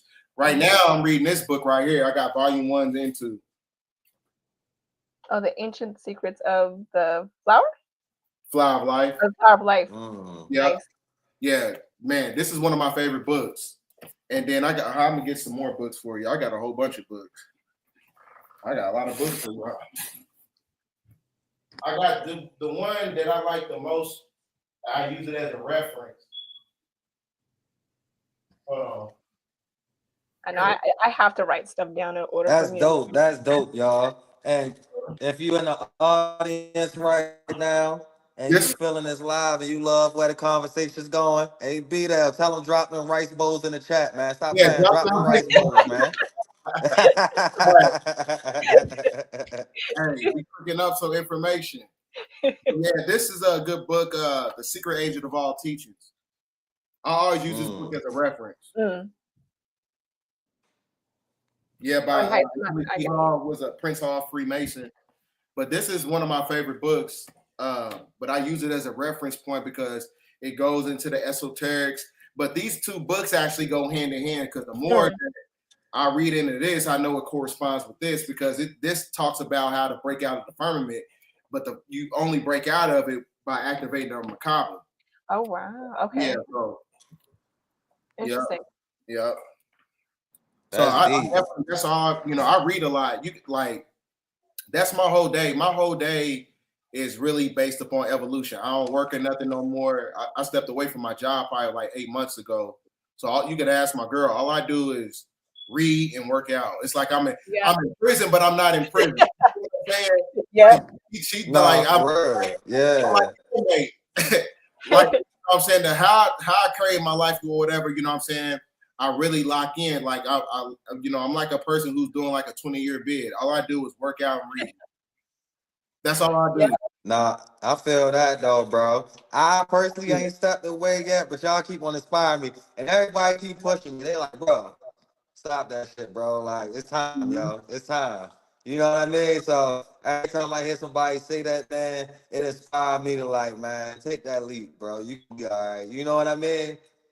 But here's another thing, bro. Because I'm like, over the course of time, everybody's gonna have to end up quitting their job because when you get into geomancy or whatever, they control people by way of cyclomancy. They control it with frequencies that's connected to the ley lines. So there's gonna be me and Rod Hayes. We talked about it. There's gonna be a thing called the big quit because the magnetic field is what's controlling your brain to give you the propensity to go to work and do all this stuff, to be stuck in a box. Yeah. So, like I said, the box is what confines you to time. It traps you by time, but it's tether connected to the ley lines. So just like you got a lot of these buildings, these churches or whatever, they're built on certain structures for a reason because it's blocking out energy. It's blocking out energy to where it stops you from being able to navigate from the system to where you become a god by taking your time back. Yeah, that's a fact. That's a why fact. people evolve because they ain't got no time to shit. You don't work the 12-hour shift. You know what I'm saying? Like, now you ain't got time to go cook. You went to Wingstop, right? Right. Facts. Hey, let's go get this Henny bottle real quick or whatever, and then you eat, you take a shower, and then you go to bed, and then you do it again. Yeah, but that's a fact. And yeah. I just really started getting on that tip as to where as though like how you pulled out all the notes. That's where I'm at right now, bro. So now only thing on my mind, people be talking and all that. I'm not listening to none of that shit. I'm trying to, you know what I mean? I'm trying to get away from this goofy shit. You feel what I'm saying? Yeah. Excuse my language or whatnot, but you feel me though? Like I'm trying to get away from this. So I started doing those things too. And I always keep this with me now. So now they be like, yo, why is you burning that? They be mad at me. I'm like, I'm here taking the shit out you with this Palo Santos, ain't I? that's burning your throat. Like, you might as well, because, and especially if you get a woman that's on the same frequency of you, because she's going to become the amplifier. Absolutely. Because, you know what I'm saying? This is why I tell people all the time too, be very critical of teachers who don't have a woman. You don't know if you're the real deal before everybody else is. She gonna, because my girl live with me. She know, like, you know what I'm saying, she already know what I'm about. But you know what I'm saying, you don't want to come down to the fact that, like, I live with this nigga don't read, this nigga don't work out. Right. But like I said, your girl gonna know if you real or not. That's gonna be the first person that's gonna check your temperature first. Yeah, that's gonna be the first one. She's gonna be because if you're able to lead her, you can lead other people with information or whatever you're trying to do, as lead a congregation, lead an organization. But leadership starts at home first. Yeah, that's a fact. You can't lead your girl, you can't lead nobody else. You know what I'm saying? Yeah. That's why I be critical of certain people. I'm like, okay, great master teacher, but where your woman at? Yeah. Right. You see what I'm saying? Right. Because you know what I'm saying? Because a lot of people, you can hide yourself by being single. You know, there's no more mask when you're in a relationship. Yeah. Man, what? And that's one of the principles right there, the principal agenda, right? Everything has a feminine and masculine aspect, right? And I was also reading this book called The Sacred Archetypes of Man, right? because by me not really having a lot of father figures or figures that, you know, walked in true righteousness and carried themselves a certain way, I really had to learn these different archetypes, right? Being a warrior, how to be the king, how to be the lover. Because, you know, when you grow up in those traumatic places, you don't really know how to be a lover when you see certain things happen with your parents and things of that Yeah. nature. And that's powerful what you said, because, you know, once I really found a woman who was truly tapped in to herself, she challenged me on every level. You feel what I'm saying? She challenged me on every Yes. level. And sometimes I don't be all the way there, but she like, nigga, I got you. You feel Yeah. me? But she like, she's Yeah. still entrusting me to lead. So that shit is like every day, that shit is making me stronger. You feel me? So that was powerful what you said right there as well. That's a And I fact. think another thing to add to that is that, like you said, Vidal, is that there's no masks there. And this is where we have a problem in society with authenticity, vulnerability, and learn to connect. You know, most people think, again, they're doing all of this inner work, but can't stand to be in a connection. Mm-hmm. And a lot of times that's your initiation, because it's going to Yeah. reveal back to you and mirror back to you those aspects where you're not seeing yourself. You know, I just made a post the other day about blind spots, and we need each other. We need unity. We need connection. We need our divine counterparts in order for us to reach our highest version of self. And so that we're able to filter through what we're not seeing within ourselves in those connections. That's a fact. Because, you know, when you, like you say, you get into the law of gender, because that's how you escape the matrix. Because the man and the woman together, when they work in synergy, it creates a Merkaba. And that Merkaba contains a tachyon energy. Y'all literally together become a pyramid. So it's like one of those things where you got to understand that, you know, when a man, you know, when a man taps into his purpose and his authenticity, you know, his mission in itself is the protection. But the woman has to, you know what I'm saying, amplify that. She's the amplifier, because the more he keeps going, he's going to protect his resources and everything that he has in his household. So that's where, you know, the balance in itself comes into play. Absolutely. And, So, you know, Ray John, just not even in Ray, connections be there. I think, you know, a lot of masculine nowadays, they don't respect, you know, the divine feminine on a level. Like, I don't care if that ain't my girl, she still deserves to be led. I don't care if that's not my daughter, she still deserves to be, you know, led, protected, and provided for. You know what I mean? Nowadays they'll call it, you simping. You feel what I'm saying? Or you yeah, it's like, no, I truly love the divine feminine for who she is. And it's niggas like you y'all kind of, out here that's leading them down the wrong path. That's why they out here getting killed. That's why they out here getting kidnapped. You feel what I'm saying? That's why you see Iris from these little black girls, at least about 30 of them in Virginia. You feel what I'm saying? So I just, you know, to the masculine out there, we got to do a better job of just, you know, learning that principle of gender, right? And not being overly masculine, hypersexual, you know, tap into your intuition, tap into your feminine energies, you feel me? Tap into your creativity. You know what I mean? It's gonna get you way further. You know what I mean? And it, like Brydell said, it'll keep you out that box. That's a fact. And then players. go ahead. So it's like players culture or whatever you want to call it. That's a form of energy leaking. You know what I'm saying? You're allowing yourself to leak out your life force energy, and also putting yourself in a vulnerable situation for it to be siphoned and taken to. So it's like, it's always like, you like, men and even our women too, like we have this thing to where we have to have constant like relationships that are not intentional, but more so like beneficial in, you know, sexual ways or whatever the case may be, or whatever. And those are what's keeping us at a low vibration all the way together individually and as a collective. And that's because, you know, the great majority how they set up society.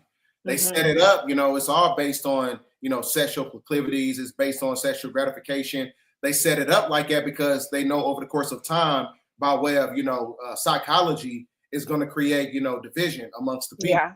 You know, so yeah, because together it's a yin. It creates the yin and yang. It's God itself with the man and the woman. Yep. She's the divine feminine aspect. He's the divine masculine. Together is a whole, equally yoked. Yep. And just like, you know, Neo in the Matrix, who represents the neocortex, you know, he wasn't able to escape until he found his divine counterpart. So the same thing takes place in real time. you have to be in alignment with your divine counterpart in order to escape the matrix. Now, yeah, you can do it by yourself, but it's more intrinsic if you have a divine counterpart. Yeah. Absolutely. And I wanted to Agreed. speak on that, right? And kind of tie that in with manifestation, right? Like, what can, having a wrong partner or the right partner do for your manifestations?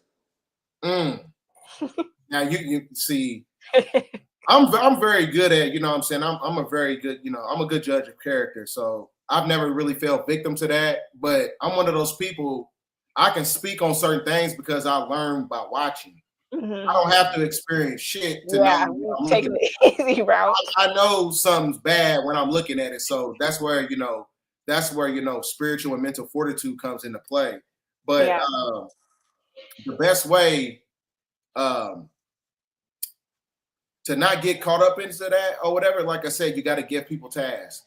If they can't complete it, something's off. Because if you can't complete a task, that means that you're lacking discipline. If you're lacking discipline, you're somewhat, lacking some righteousness. So if you're lacking righteousness or whatever, I'm saying, over the course of time, you're going to become a liability. You know what I'm saying? So that's why I tell people, I'm more proactive. I got to see what you're doing. You know what I'm saying? You got to be very critical nowadays. You got to play chess in the dating game. You know what I'm saying? You don't know what you get yourself into. You don't know what you get yourself into. Right. Yeah. So do you feel like, go ahead. Do you feel like your person necessarily has to check everything off the list? Or do you feel like, all right, I see that they may not be fully there in this area. Let me see if I can help them adapt and, level up. And if not, then that's a dub. Or how do you work with those type of things?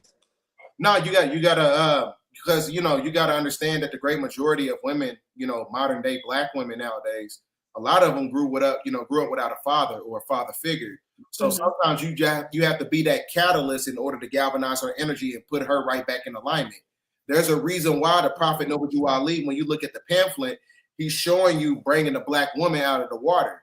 That's a form of resurrection, because when you shift the frequency of the Black woman, that's when the sleep spell starts to break. So sometimes, it's not one of those things where, damn, she do this, she do that, I'm out the door. No, she just need correction. Because when you put her in correction, that's when y'all going to be in the right direction. So it's one of those things where you got to be patient. You got to be very patient. Living in a time where you have instant gratification, you got to be patient with your woman, or you got to be patient or whatever. So patience is the main thing, because that patience is the glue that's going to keep it together. Yeah, because I think a lot of the times, well, what did he say? He said, "What if we can't find our twin flame?" Wow, your twin flame is not something that you go looking for. It's what you align to.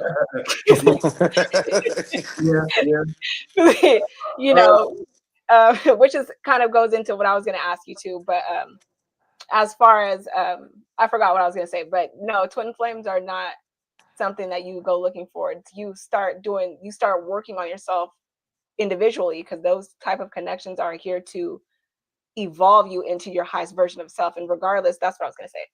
Your divine counterpart, your person, is here to help you become that version of yourself. So that patience is key, because a lot of the times initially when you meet your divine counterpart, you might not be fully where you're supposed to be. So there might be triggering wounds. You're going to mirror each other. And if you haven't had anyone mirror you like your divine counterpart has, it could be triggering depending on where you're at within your journey.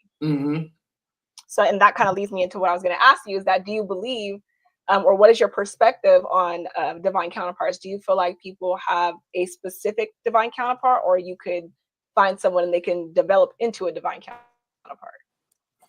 I feel like this is just my perspective, because the universe is not going to give you certain things if you're not ready for it. So I feel like if you did your work, you did the trauma work, you tapped into your purpose and all that, and then you found your authenticity, then that's when I think that, the universe is going to bend to its will to give you everything what you need as far as finding your divine counterpart. I feel like you got to tap into something in order to galvanize that energy. I don't think it's something where you it operates in stages. It's kind of like the same thing. Just imagine if, who can be a good example? Like who's a good example of somebody who ruined their career like early because they had so much money, and you know they just wasn't ready for it. You're muted. Oh, Kaii muted. Yeah, I was muted. I was definitely gonna say, shoot, you got Bobby. Okay. Well, I'm just Bobby is definitely one of them. The MC Hammer. Was it MC Hammer that had his MC Hammer? Yep. So a lot of times that's what happens to people. They get incentives from the universe when they haven't done the healing, and it becomes, you know, a form of toxicity over the course of time. So sometimes, like I said, it depends on your life path and the placements of, you know, your birthday, your natal chart. But sometimes you got to tap into something in order to, you know, find your divine counterpart, because otherwise the universe is not going to reward you to get those incentives. That's a fact. That's a fact. Because I definitely been heavy into, you know, life path, numerology, birth charts, and also a little bit of astrocartography, right? Just to see those aspects of myself that I could be better with. You know what I mean? Because like you said, we live in a world right now where, you know, it's always instant gratification and people so quick to give up. But it's like, you know what I mean? You don't recognize that you got your twin flame or your divine counterpart right there in front of your face. You just a little pissed off at them right now because it's something in you that you don't want to work on, so you rather just quit. You know what I mean? That's how it be. When shit get real, you know. So I feel you on that, bro. And a lot of times too, it's like having to face yourself is also can be soul shocking too. Because it's a frequency that you, like you said, you kind of have to tap into something before it's given to you. And I believe that, because I feel like once you reach a certain level within yourself, or a certain level of awareness or consciousness within yourself, and you kind of balance yourself out enough to align with someone who's a match for more so your authentic self. Because the divine counterpart, it's like, to me, it's like someone who's going to assist you on that path of self-discovery in alignment with self. And so if you're not, like, I feel like if you're too far away from the target of authenticity, I don't think that the universe is going to give you that, because then that connection can easily turn karmic. And that's another thing. Only, you know, and those connections are, you know, they operate more intrinsically if both of you guys have authenticity. Yeah. Because, you know, and then even when you look at it from, you know, artificial intelligence standpoint, because, you know, I think this also plays a part of, you know, the role of division or whatever, because, you know, artificial intelligence is one of those things where you don't want to use it so much to where it robs you of your authenticity. Yeah. You know what I'm saying? Because over the course of time, when we get into the future, you're going to be craving substance. You're going to be craving authenticity, because everything is all going to be, you know, technological, basically. Yeah. So agreed. This is why I tell people, stop using Chat GPT so much. Start reading physical books. Start writing. The more you see the rise of artificial intelligence, the more you should be writing, the more you should be reading. Yeah, because I think that it starts creating blockages in your creativity, like you said, into where and then you get lazy, because then you don't want to take the effort to think for yourself. And it's reconfiguring the neurotransmitters as well. Exactly. And you always say, oh, my bad, Kai, you go ahead and finish your statement. My fault. No, I was actually going to get into like when I had my stroke.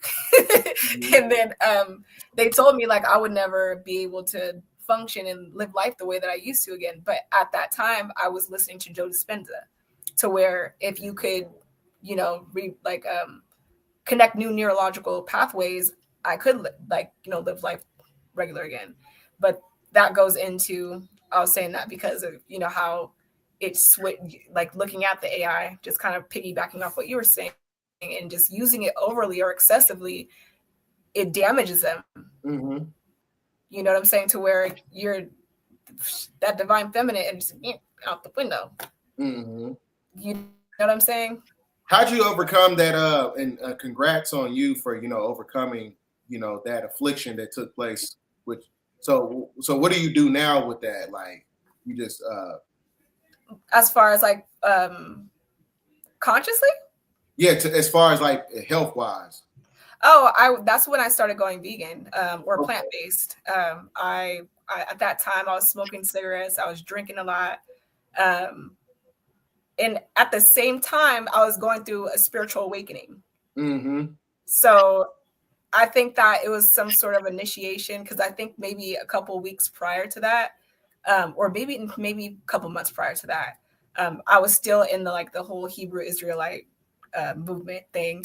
Oh, okay. Yeah, and so my cousin was actually into meditation, manifesting, and things of that nature.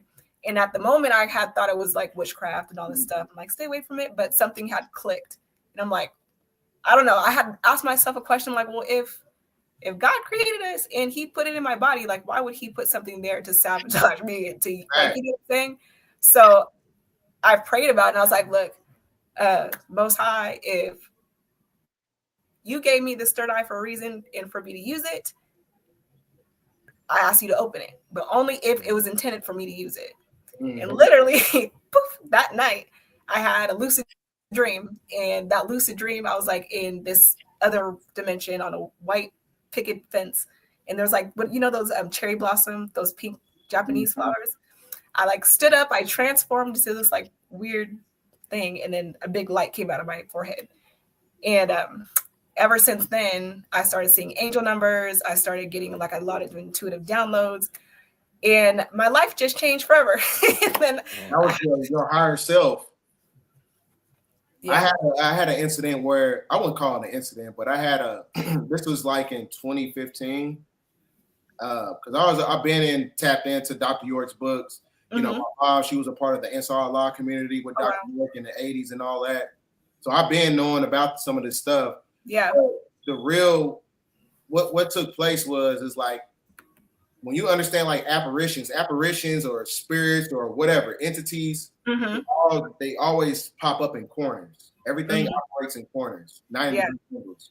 So I was kind of like in a theta state when I was asleep, and I see these three shadowy figures like counter corner from my bed in the corner. And I knew it wasn't nothing bad. I was like half asleep, but I knew it wasn't nothing, you know, malevolent or whatever. Yeah. You know, I felt comfortable, and then I felt like this warm energy over my chest. And then, because I was one of those people, like around 2015, I was one of those people like, if you ask me something, I would tell you, and then you'll be like, dang, that's profound. And then I wouldn't be able to tell you why. I just had information. Got it. But after that, you know what I'm saying, everything started clicking more, you know what I'm saying? So that's deep. I could have been teaching a long time ago, but I've never really been like a person to get on camera. So that's why you know, like some told me like it's time, like holding on information. So I just like, okay, let me go. Matter of fact, I started the Hebrew Israel. I got awake to like the Bantu crap in 2015. No, actually, it wasn't the Hebrew Israelite stuff I was into at that time. It was the Bantu spirituality. I went from Hebrew to the Bantu spirituality, then to realizing that it's much bigger than that. So you was out, you went out on the streets yelling at people, was you? No, I never. Nah. Oh, no, actually, I despise those people. I'm like, get back to the house. Y'all are embarrassing this whole. But that's crazy, right? Because I had a similar, you right experience around that same time, right? And it was around the same era, right? Because I was listening to the Brother Panice, the Side Netters. They was all out there. You feel what I'm saying? That's back when, you know, Black Magic was really doing his thing. He was behind the scenes and everything, but you'll still see him every now and then. But that was around the same time, right? Where I was just wilding, right? I was just doing a lot of crash out shit, right, Brydell? And, you know, we was having this, you feel me, fucking with the wrong person. You feel what I'm saying, in a relationship. But long story short, we was in the street brawl, right? We all out in the middle of the street fighting. I see dude out the corner of my eye. I don't know what told me to look over, right? He pulling the pistol out. You feel what I'm saying? As soon as I see that, I go try to run one way, but his homeboy came running across the street as he shot. Boom, hit his homeboy, right? And he looking on the ground like, damn, I just shot my man, blah, blah, blah. Everybody started like just going frantic and running off, right? And that was my moment where shit kind of just clicked for me. Like, bro, you feel me? You really gotta like do something with yourself, bro, and get your shit together. Cause you feel me? You was that close. And then that's when I really like started like taking my life seriously. You know what I mean? And really started like actually diving into, you know, all of these principles that we've been talking about tonight, manifestation, and also how people would have these near-death experiences and things like that, out-of-body experiences, and what they learn from it. You know what I mean? I think But that was it's like just my it's crazy to initiation. hear, you know. Yeah. Like I think that because that's Yeah, what but brought it's amazing to hear like you guys' stories and see that, you know, we really overcame so much, you know, to even get to this point to be sitting on this camera, like, you know. Yeah, and that was like my entry into manifestation because, you know, that because I didn't accept it. I'm like, I got stuff to do. This is not because my whole left side of my body was out of it. Matter of fact, the ambulance guy came to me the next morning and he looked at me and he said, I had to come in here and check on you because I believe in God because of you. There's no way you should have lived. Damn. Yeah. Really? Mm-hmm. Does it run in your family a lot? I don't think so. I think my grandfather had a heart attack, but I see, you know how I look at stuff like that. Maybe that you needed to, you know, face that affliction, to where you're able to be an example of breaking the generational curses for your family. So that's why I say that's sometimes stuff like that happens for a reason. Yeah, because it changed everything. You know, through like listening to Joe Dispenza, within a week, I was out of the hospital. And they looked at me, they wanted to put me in the newspaper, write an article. They had colleges like, you're 27. Like how did you heal so fast? Or what are you doing? How did you have a stroke? You know, and at that moment I was like, I don't care what, get out of my face. Like I need to figure out a way out of this condition. You know, so I went plant-based, vegan. I got up every single day and walked around the lake so I can gain like the strength back in my legs. And it was a whole thing, but I knew that it had a deeper reasoning behind it, you know. Rebirth and ascension. Yeah, absolutely. That's what that was. Yeah. All that was that affliction reinforced the Trinity principle. Yeah. So now, like I said, now there's going to be another level that we're going to be getting to as we go through the 9-9 portal. Yeah. Can you tap into that a little bit? Yeah. Well, September 9th of 2025, we all know that 2025 is a 9 year. So that is the 999 completion code. And the last time that we was in a 9 year was in 2016. That's also during the time when you had the Zika virus outbreak. That's when you had Donald Trump was elected. This is also during the time when you had the 8.7 magnitude earthquake in Ecuador in 2016. So every time that you break out of the 999 portal, what happens is it's a shift in frequency because a 9 is also a representation of Mars, which is transformation and war. But the war is not physical, it's more spiritual. Right. So what you're seeing taking place right now, like you're going to see big shifts taking place. Right now in Washington, D.C., you know, they got all the federal buildings, you know, shut down for the month of September. So that's why I tell people, pay attention to the signs and symbols and the numbers because they all correspond by way of the law of correspondence. Right. You can understand what's taking place, you know, from a geopolitical level, from a celestial, you know, level. Because not only that, 2 days before September 9th, you got the super blood moon eclipse, right? Right. And it's going to give a supercharge to the 999 portal. And then after that, September 12th, I believe, or something like that, there's going to be a solar eclipse after that, around that time period. So it's going to be a lot. Season. Yep. Because I was about to ask a personal question, right? Because like I said, I'm an equinox baby, right? I fall right down the 22nd of September, right? Right when the fall is starting. So what would be some ways that's good for me that help me, you know, utilize these energies, alchemize or transmute in a correct manner, especially with so many heavy energies and the veil being so thin right now? What was the question? I didn't hear the last part of the question. Oh, I was just saying, like, that was just a personal question for me because Oh, okay. my birthday right on the equinox on the 22nd of September, right? So I just like going down a list of all of the things that you were saying, like what would be some good techniques or things for me to do, not only to, help my manifestations, but keep myself grounded and things of that nature. Jim. Yeah. So you gotta be gentle with yourself. The more the world gets chaotic, the more you have to be gentle with yourself. Go get massages. You got to do that. You know what I'm saying? A lot of people be talking about, well, I want to unlock the junk DNA, but you can't do it if you got stagnant energy. That's just the law of physics. Anything that has stagnant energy is a negative frequency, but anything that got motion is always going to evolve. So that's why I said you got to get into the gym. You got to go to the steam room, go do that meditation. Everything that's self-affirming practices that's going to, keep you structured.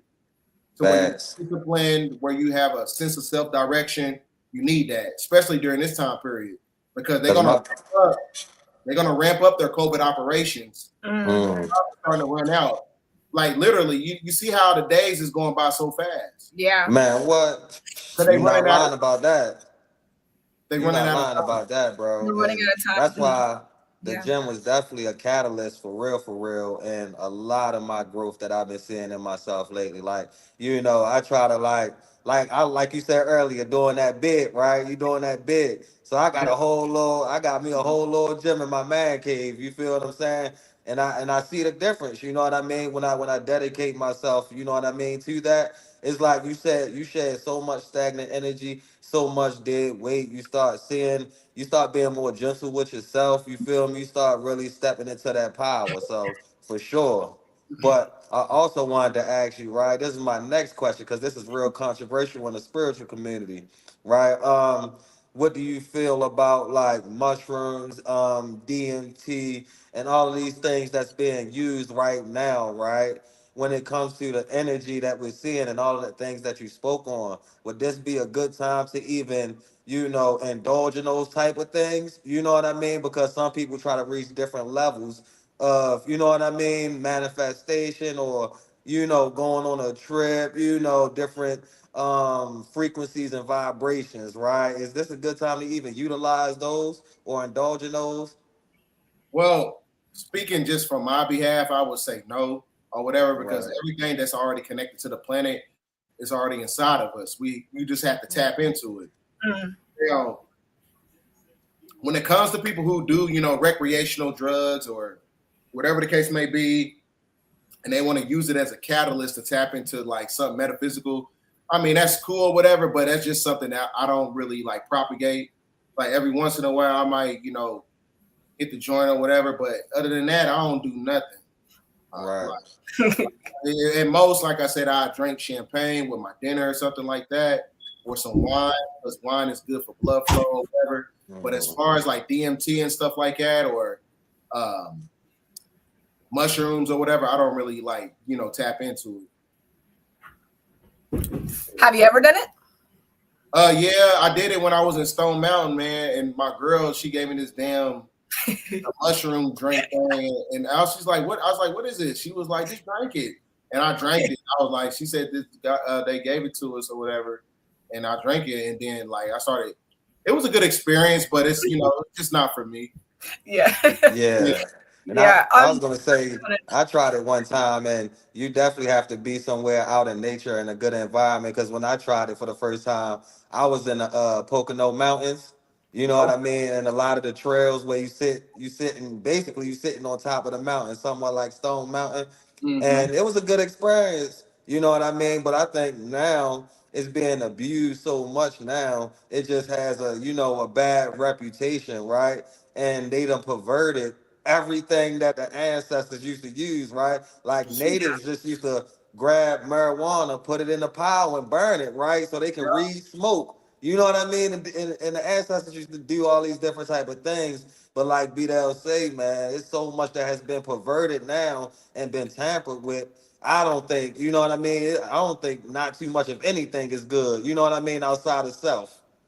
I think that because a lot of those things, what people forget is that it's already in you. You can activate DMT and all that, whatever else inside of you.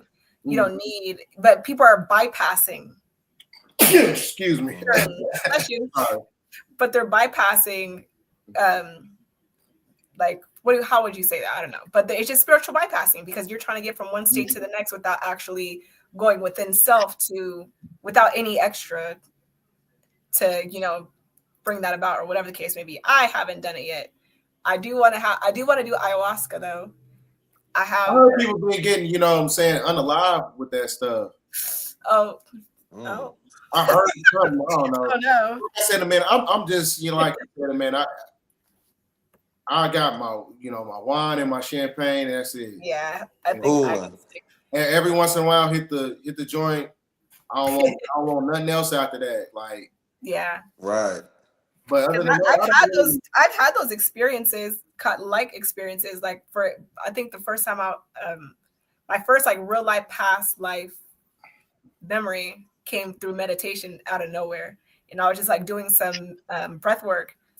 And the next thing you know, like it just snapped and I started seeing all of these different colors, and I went to Egypt and seeing a past life that I had there. And it was super crazy. But I used to have a few experiences like that, but it was all through breath work.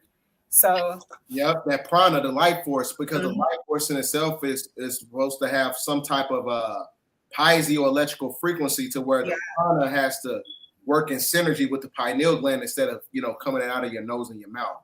I used to do it regularly, and then I'd be able to connect with the spirits in nature.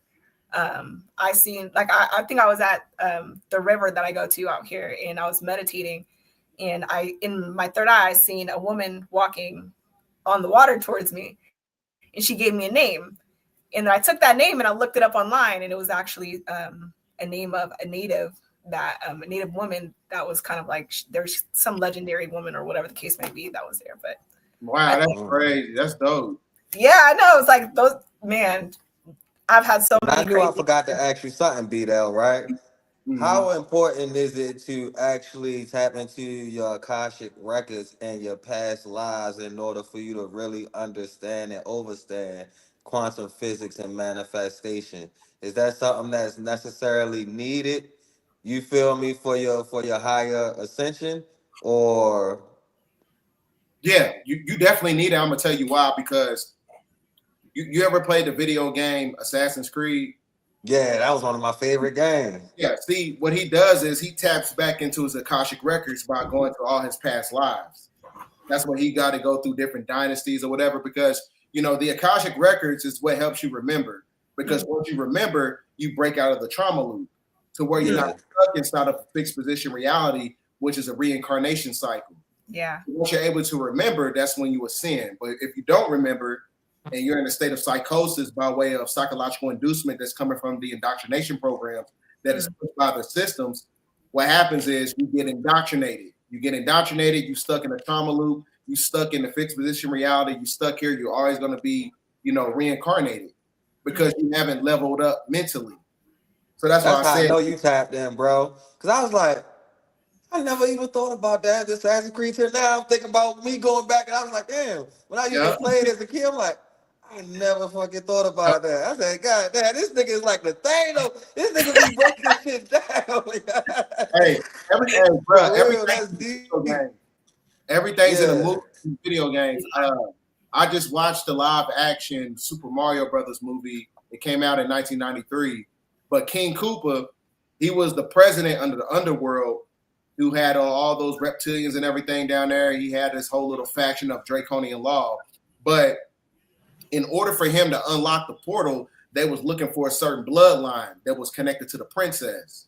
So the same thing translates in real time. That's why so many people come up missing on the planet, because they're looking for a bloodline.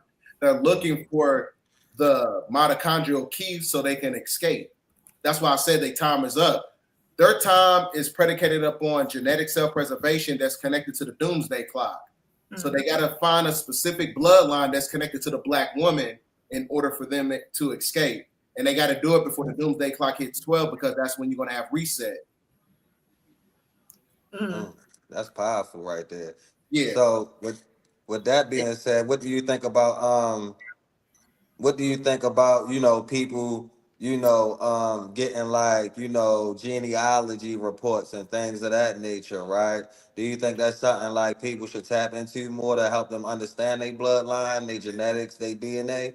Or because I see a lot of people say, I don't even want to go near it because I don't want them to have my DNA, or I don't want this person to have my DNA. You feel what I'm saying? But do you think people should tap into that? No, because they can clone people with your DNA. Oh, they gonna make two of me? No, I'm just kidding. Yeah, all right. They already got mine. They can do it. Gnostic philosophy. That's all connected to their systems. It all operates on like a cloning technology because the most precious resources to the archonic forces is data, and they can collect the data by way of the DNA sequence, and they can use your data and create other entities or whatever, you know what I'm saying, in other dimensional realities, or whether if there's a civilization beyond the ice wall, you don't know what they're doing with that DNA. Yeah, that's facts. So the best way, people just have to stop being intellectually lazy. So sometimes you just got to go, connect with the elders, go look at some of the archives and stuff, and just study and look at, your family background by way of, your last name and the nomenclature titles that's connected to it. Yeah, so that's the way to do it. But you don't have to go through their systems in order to, find out what bloodline you're coming from. Yeah, luckily my uncle I did the genealogy, whatever. I did it. Oh, you got a clone. You got a clone. That's a big part of me. What they need to do is have them working for me. That's what they can do. Yeah. But my uncle, he has done a lot of research on our family. Like my last name is Gullatt, but he had done the research to where it linked back to the Gullatt people, and it was different from it was because there's different ways to say the last name, and one is French, and then one is actually because it's spelled different, but it comes from the Gullatt people, and he has like all of this stacks and stacks and stacks of research. So he's like my earth angel here, because he'll call me like, hey, your spirit guides are like, if you felt like you were having stroke symptoms the other day, it's an ascension. Like he'll pop out of the blue randomly and give me like gems like that. But you be feeling like you have a symptom sometimes. Yeah, but I feel like I do understand now that a lot of the times I am going through an ascension process, or that I have to get back in alignment in order for my body to kind of receive whatever like new light that's coming in, if that makes sense. But I will from time to time, like if I'm under too much stress, I'll definitely have some symptoms though. That's for sure. So I have to keep myself balanced. Another thing that can help with that is iron. Iron in itself can activate the dynamos, and it speeds up the vibration. And it's kind of like you giving engine oil to your engine. That's what's powering the heart. So it's going to speed up your vibration. Yeah, that's true, because I think I've struggled with iron. yeah, for sure. Like a few times in my life. Even I was eating some ice earlier, so maybe even now. Yeah, definitely. Dr. B, he has some really good some iron products as well. Dr. B. Yeah, definitely check Dr. B out. Listen, I went and Brydell was out there too when he was doing his subconscious clearing. Man, Dr. B, the truth. He made me sit there and hold a plank until my legs started shaking. He's like, you get up where you want. But the way he was doing everything, I was like, nah, you know what? I don't even want to get up until I let whatever this pain is up out of me. Whatever it is that's in me that I need to get rid of, I'm going to leave it right here. Man, Dr. B is the truth. Shout out to Dr. B, sir. Yeah, I'm going to have to, I'll hit you for that information after the live, or if you can send it to me, that'd be great. I was supposed to be in Atlanta with him 2 weeks ago, but I had other things, taken care of. Yeah. I gotta make it. That's why I go to say, right, Brydell, man. We at the hour and 50 mark, and I know you got, you busy. You're a busy man. You got a lot of things to do. But anything else you want to ask, Kaii?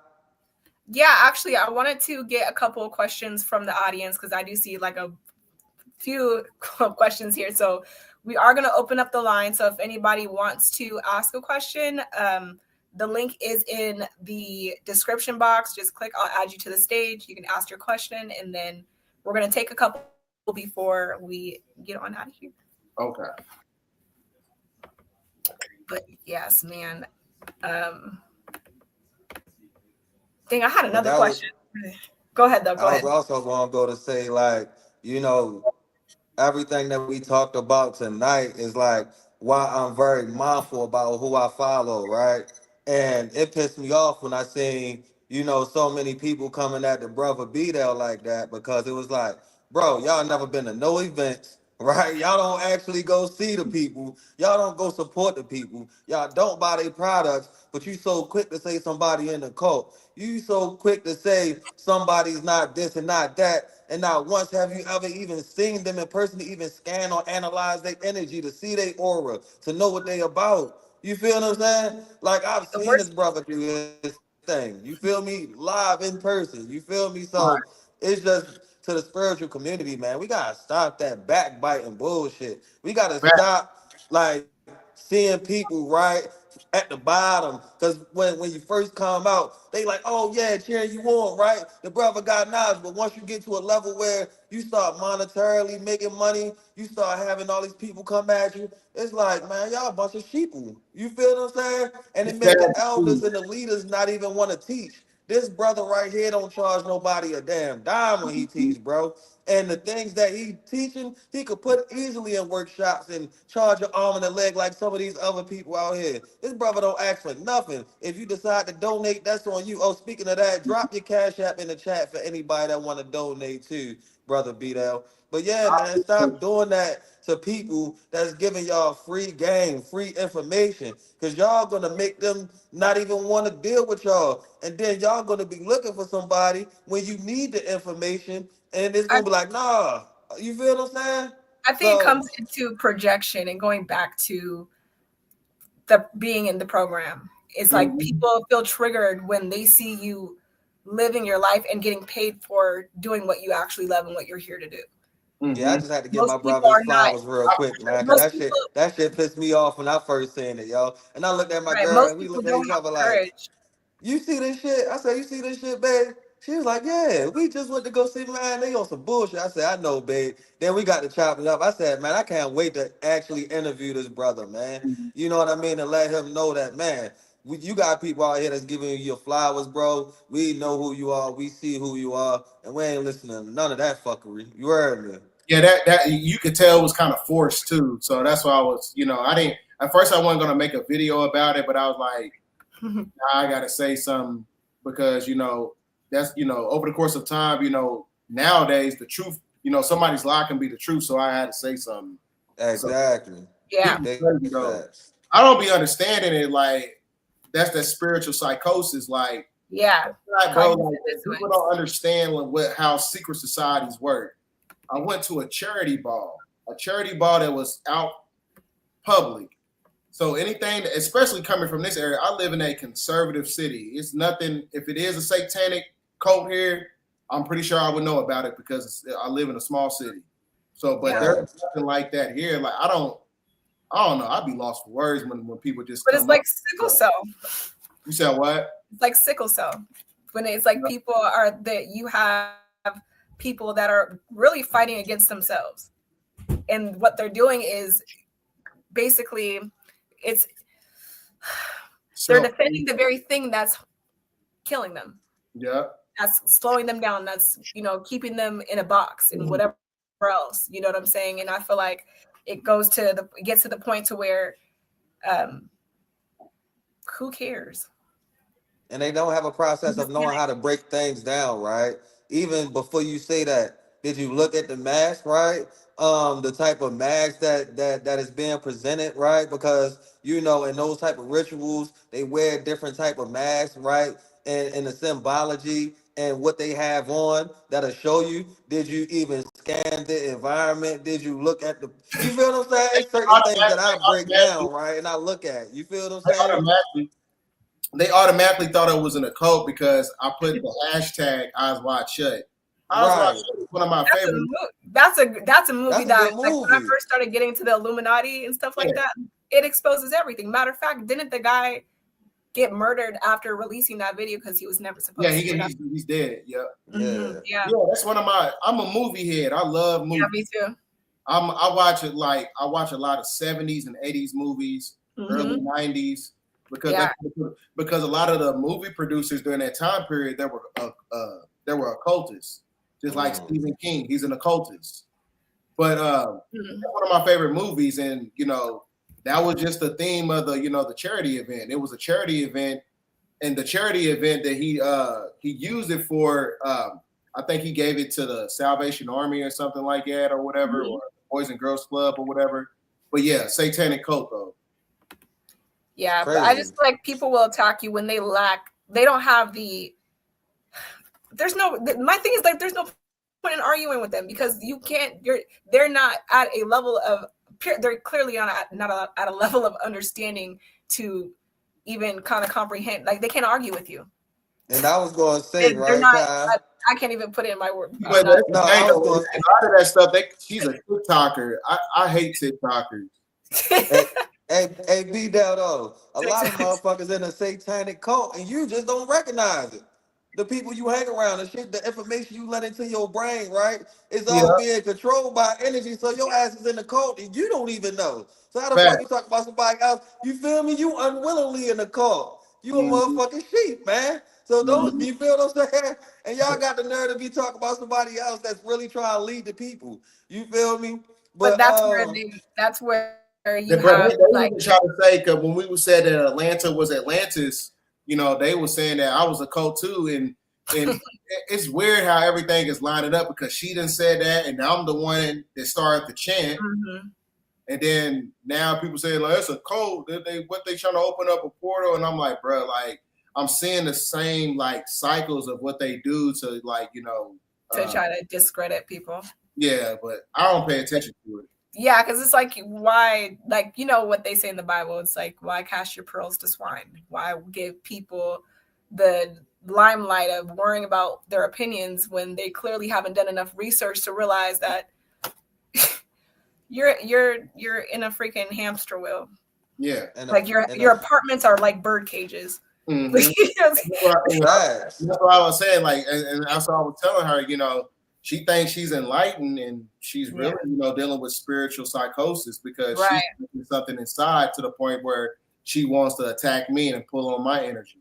Yeah. But I don't bother people. I'm a Libra. Yeah. And people do that too. Some people do it just simply because if they try to start beef with you, that gives them some sort of fame or that puts them in the limelight to whatever degree. Because some people just want attention. They want followers, and if I say that I'm beefing with Brydell or whatever the case may be, that's drawing people towards what they got going on. So it's just like whatever. But we do have a question here. Kenshawn, how y'all feel about Jesus? Can you be woke and follow Christ? Yeah, but you're just you become an advanced NPC. That's the only thing. Like Geno Jenkins, he's a woke Christian. He is. Yeah, I liked him for a long time. But he's still an NPC because he's confined to a certain ideology that was facilitated by imperialism. He's showing veneration to a religion that was created in 325 AD at the Council of Nicaea. And then they created other stuff with the Council of Eucharist. So there's it's one of those things where he has a capped consciousness, put it like that. Christians who are woke and they understand who did that, like who's doing what, but they still don't have the ability to, deviate from the very thing that's actually subjugating them. And also, right, a lot of people, when you read, right, like a lot of people didn't study an English class, right? Because if you did, then you'll know a lot of the Bible was metaphorical, right? You had a lot of metaphors in there, a lot of similes, a lot of onomatopoeias, right? It was a lot of different things in there that was describing archetypes, not of actually what was being done. You feel what I'm saying? It's not even in the same language. It's not in the same language. So it's been rewritten multiple times in multiple different ways to the point to where the meaning and the essence that it had initially isn't even the same meaning and essence that it has now. Like it's geared off, but the religion is kind of like to keep you in your physical body, other than expanding outward, at least the way that they teach it. That's a fact. Right, absolutely. Cause so All many right. people believe like you're gonna go burn in an endless pit of fire. Like, you know what I mean? The heaven and hell is in here first. You feel Yep. what I'm saying? And like B that was saying, was in here. You feel me? You already creating it here. It's not Yeah. somewhere that you go, it's what you create. You feel what I'm saying? Yeah, because in the Bible it talks about, what's that verse? It says, low will they say, look here, like nor will they say, look here or look there, for the kingdom of God is within you. And in multiple verses, it tells you that the kingdom of God is within. You know what I'm saying? So we keep it's pointing you within yourself, and people or the religion is like it focuses externally to where you're looking for something outside of you to help you, to save you, to forgive you, to hold you accountable, or whatever. They even tell you in the book of Genesis, chapter 32, verse 30. Jacob went on Mount Pineal. Oh yeah. Because the pineal gland is interconnected to the pituitary gland and the hypothalamus gland, and that's where you tap into the energy of how you activate the olfactory nerve to where you get your powers from. Telekinesis, psychometry, clairvoyance, intuition. So a lot of us, you know what I'm saying, by way of these new energies that's coming to the planet, you know, even when you're talking about the return of the Anunnaki, this is all talking about DNA upgrades because we are actually the return. So that means that, you know, these energies coming in, they're resurrecting the Christ body in itself. So a lot of people, like I said, you got to understand, you know, the algorithm of the media. What they putting in the media is actually going on inside. So you are the Anunnaki because you got to understand what kinetic energy, how it operates. It's kind of like the same thing, like when a person, you know, the ancient souls from, you know, ancient Kemet, it's about way of an energy extraction. When you die, you're extracted into the sun. But the sun, you know, produces, you know, influx of coronal mass ejections, and the coronal mass ejections work in tandem with your genetic format that activates a melanocyte that's coming from the brain essential nervous system melanin, which is the neuromelanin. So that's why I said, like, you get those abilities and to where you create this energy of the Ark of the Covenant. The Ark of the Covenant is in your head. It's not an actual physical device. Right. Right. And they tell you Anunnaki coming, it's in your DNA. We found the Ark of the Covenant, it's in your head. Oh, we looking for Christ. It's inside of your consciousness. Everything they're telling you is already inside of you. You just got to understand the algorithm. They telling you in the movies every time, just like with weapons. That's why I said they're coming for the children. There's about to be some type of pestilence because they doing everything with psychotronic magic and frequency modification. Okay, so, I have a question. So when it comes to, let's say manifestation, right? And understanding that we are, you know, we're creators, we create our reality.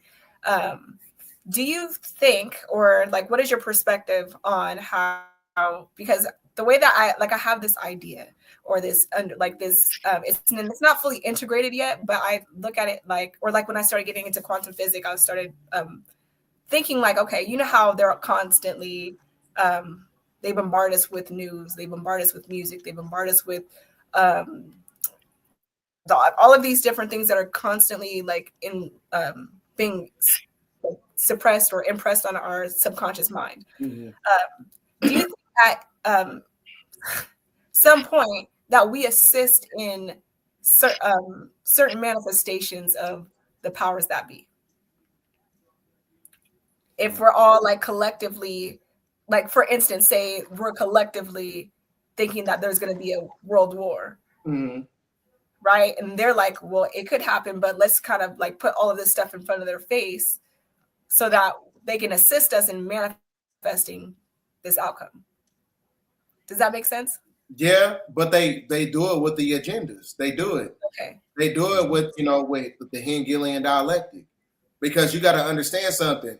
Everything that Donald Trump is doing right now was set up with the blueprint from George Bush when you had the so-called 9/11 that happened, the Twin Towers. Because after that, that's when he implemented the Patriot Act, and the Patriot Act was extended by Barack Obama. And after Barack Obama, he laid up the alley-oop for, you know, fucking Donald Trump to now why we have a cybernetic dictatorship that's going to be facilitated by smart cities.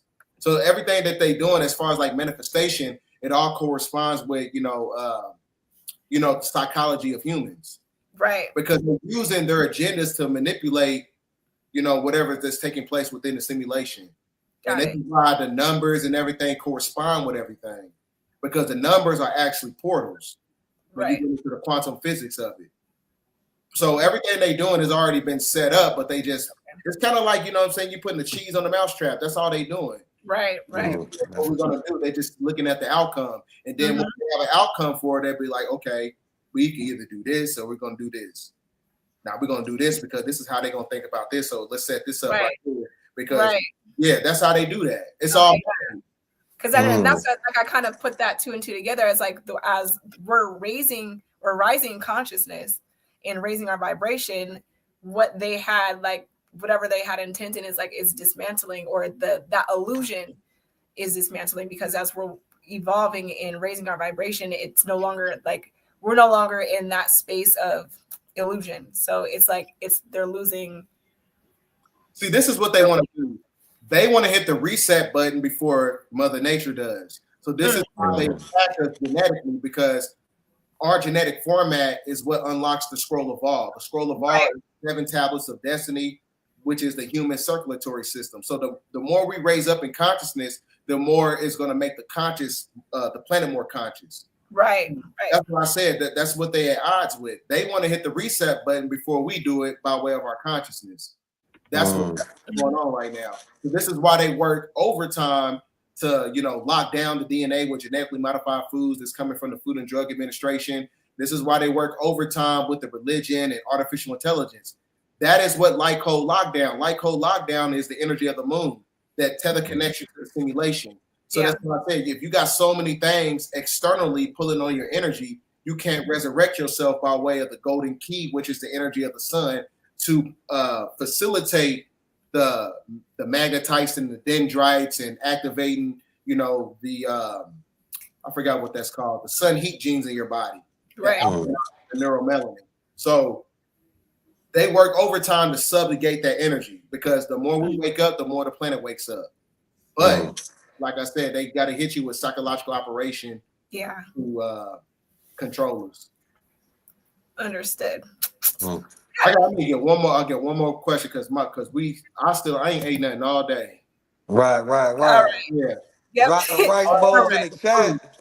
All right, this is gonna be the last question. In the chat, man. He's been cooking up this whole time, man. Drop the rice bowls in the chat. Hey, I had fun tonight. This is very great conversation. I appreciate you guys. For sure. Yeah, it was great. All right, we have being able to learn from a brother like yourself, man. I appreciate that. And man, I'm about to be putting out a book pretty soon. Word.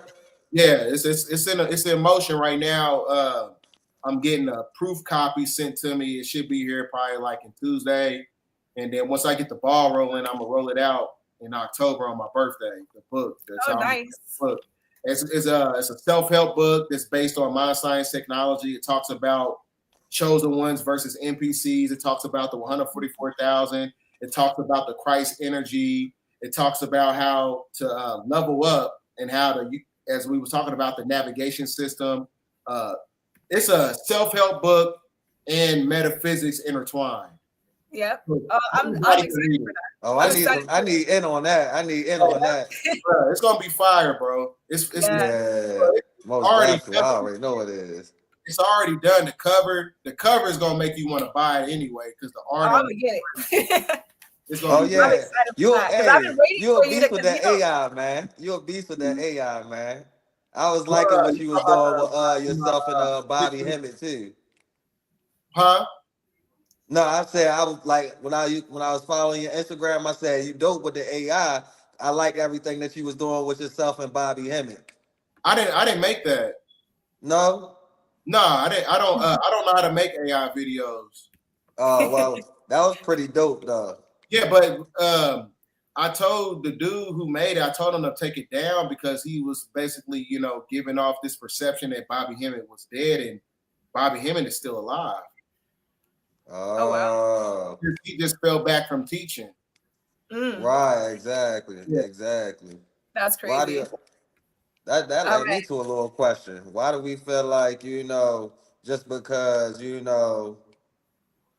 how can I put it? Because look, because I talk to Ryan Hayes at least once a week, and Ryan Hayes talks to Bobby Hemmett. Right, So right. yeah, And Rod Hayes a real one, man. And just because our ancestors like not dead don't mean that we can't receive downloads from them. You know what I right, mean? That don't right. mean, you feel what I'm saying? You could be telepathically connected with them in a way where they don't have to be, you know what I mean, passed on for you to get certain knowledge and information from them, even if they're not out in the limelight, even if you're not talking to them every day. You know what I mean? And big shout out to Rod Hayes, man. I love Rod Hayes, Yeah, man. His teachers yes, on point. He kind of like he know how to teach a baby to, you know what I mean, this stuff, man. You know what I mean? And you yeah, rarely see him pop out. So shout out to him. yeah. Absolutely. So let's. Oh, go ahead. Go ahead. All right. Now I was gonna say, because I know you gotta go, and we can take this one more. This last question is, Ken Johnson, how can we access our third eye fast as possible? Eat brain foods such as like berries, blueberries, or whatever. It's going to stimulate those neurons. Another thing, working out. You like I said, because you got to understand something about the carbon body. The carbon body in itself is photovoltaic. It has the ability to convert gamma radiation into bioelectricity.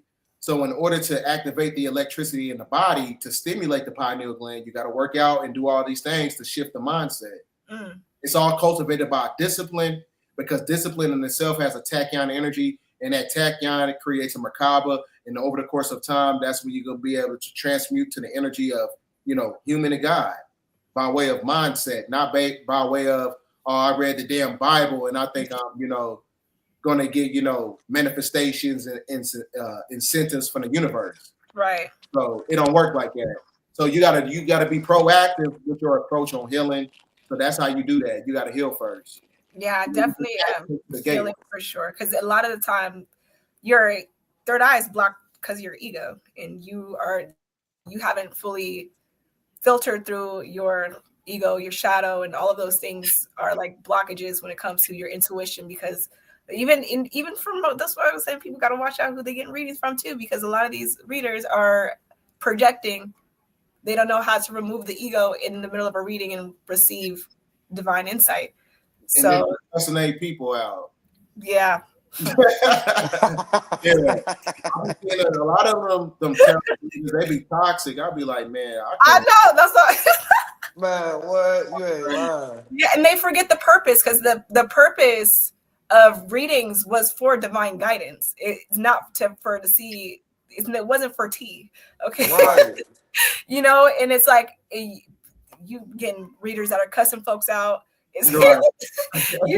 And whatever, and are truly not yet tapped in to themselves, or don't know themselves enough to that they should even, like, TikTok is toxic. It gets on my nerves because you got millions of people. And ego is the demiurge. Yeah. What keeps you stuck here is the ego. Mm-hmm. That's the thing, though. You got to have a healthy ego. You have to have a healthy. You got to have, and also be conscious enough to differentiate, because we're always going to have a bit of ego, but to differentiate between what spirit is saying and your ego. Because there's times where I'm like, well, my ego is going to tell you to like balance, but your spirit team is saying, because there's moments where like maybe they're in a toxic or like a situation or whatever, and there's still things that they need to learn, or there's ways that they have to go about certain things or whatever, depending on like whatever spirit has to say. And I don't know, I can go into it a lot, but there's things that we might not be able to understand on an ego-based level that spirit has a bigger purpose for. Or there might be times where spirit don't want to tell you nothing, and you got to have enough sense to be like, well, your spirit team said no.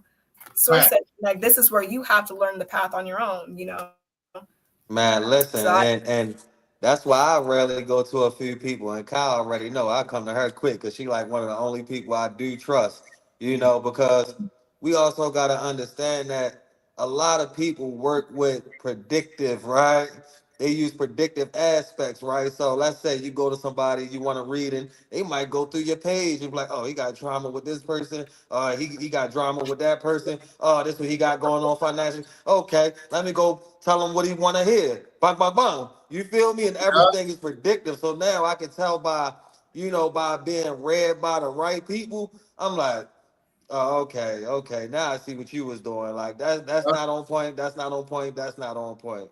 You know what I mean? You're just saying that to kind of like either feed my ego or you know what I mean, feed your own ego. And that, or I they can don't only need that. tell you the here and now. Right. Exactly. And a lot of times you're getting readings and people are telling you exactly what you're like doing now with no guidance. So it's like, what did I get a reading for? I can see what the hell going on. I'm trying to find my way out of this. You know what I'm saying? But that's what readings were initially for, was for divine guidance, to seek spirit in order for you to kind of get yourself back in alignment. Absolutely. You know, but other than that, you guys, before we continue this rant, I know you got to go, and I appreciate your presence, and I thank you so much for joining us today. It's been an amazing live. Last question real quick, Brydell, because this one is actually for myself too, right? What's one of the laws and the principles that we covered tonight, like, that is like, it's a must that you master this? Like, you should be working on this every single day. What law, as far as like one of the Hermetic principles? Yeah, yes, sir. I would say the law of rhythm. You got to find your rhythm. Yeah. When you find your rhythm, that's when you're going to be able to, find your purpose and your authenticity. That's the main thing in the golden age. Authenticity, because authenticity is your aura. You got to have the golden light body to get through the golden gate. That's the main thing. Find your rhythm, find your balance, and then level up from it. So thank you, brother. We appreciate having you on. I'm gonna stay tapped in. I'm gonna stay tuned in. I can't wait for the book. You know what I mean? I'll be one of the first ones copping that, because I genuinely appreciate the divine masculines that I can, interview and connect with, that's actually walking in their truth, walking in their power, because that's hard to come by. You know what I mean? And I see how the feminine stick together and things like that. But when it comes to the masculine, man, we got to do better with that kind of thing. So it's just good to be able to be sitting in front of you, man, and actually be able to interview you in this way, man. So I appreciate you for giving us your time, your intellect, your knowledge. Keep going. Fuck what they say. You heard me. Because I already know. They're not going to say it in public. I appreciate it. What's your, I follow you already, Kai. I follow you already on IG? I don't think so, but I can definitely send you my Instagram. Yeah, what's your Instagram? It's BINK_83. All right, hold on. BIKE. Yeah, letter BIN, like the letter N as in no, and then K_83.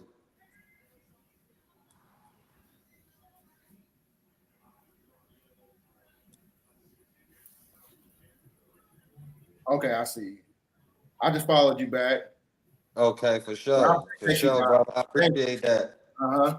I say I'm trying to be like you, man. I'm trying to find my way into getting into, being on this camera thing, man. Cause you know what I mean? It's different. It's because I told my girl know me. She knew me before, you know what I'm saying? Like, I'm not an on camera type of dude. Yeah, me neither. Very conservative, quiet. Yeah, I'm the same way. I'm actually, when my guys told me like it's time for you to, I'm like, no. I got to be in the background doing stuff, but usually those very things that you're not probably wanting to do are the things that you're meant to do. So but all right, you guys, thank you so much for tuning in to another episode of Cosmic Konnections. You guys tap in with us next week. Follow us on YouTube, Instagram, Facebook, TikTok, the whole nine. Other than that, you guys have a great night. Thank you guys for tapping in. And I appreciate you guys. Thank you. Hey, appreciate you, man. Thank you. I appreciate y'all. Thank you. Peace. Peace. I've been getting money. I've been changing lives now. Conquer my depression, leveled up, and I'm alright now. Yeah.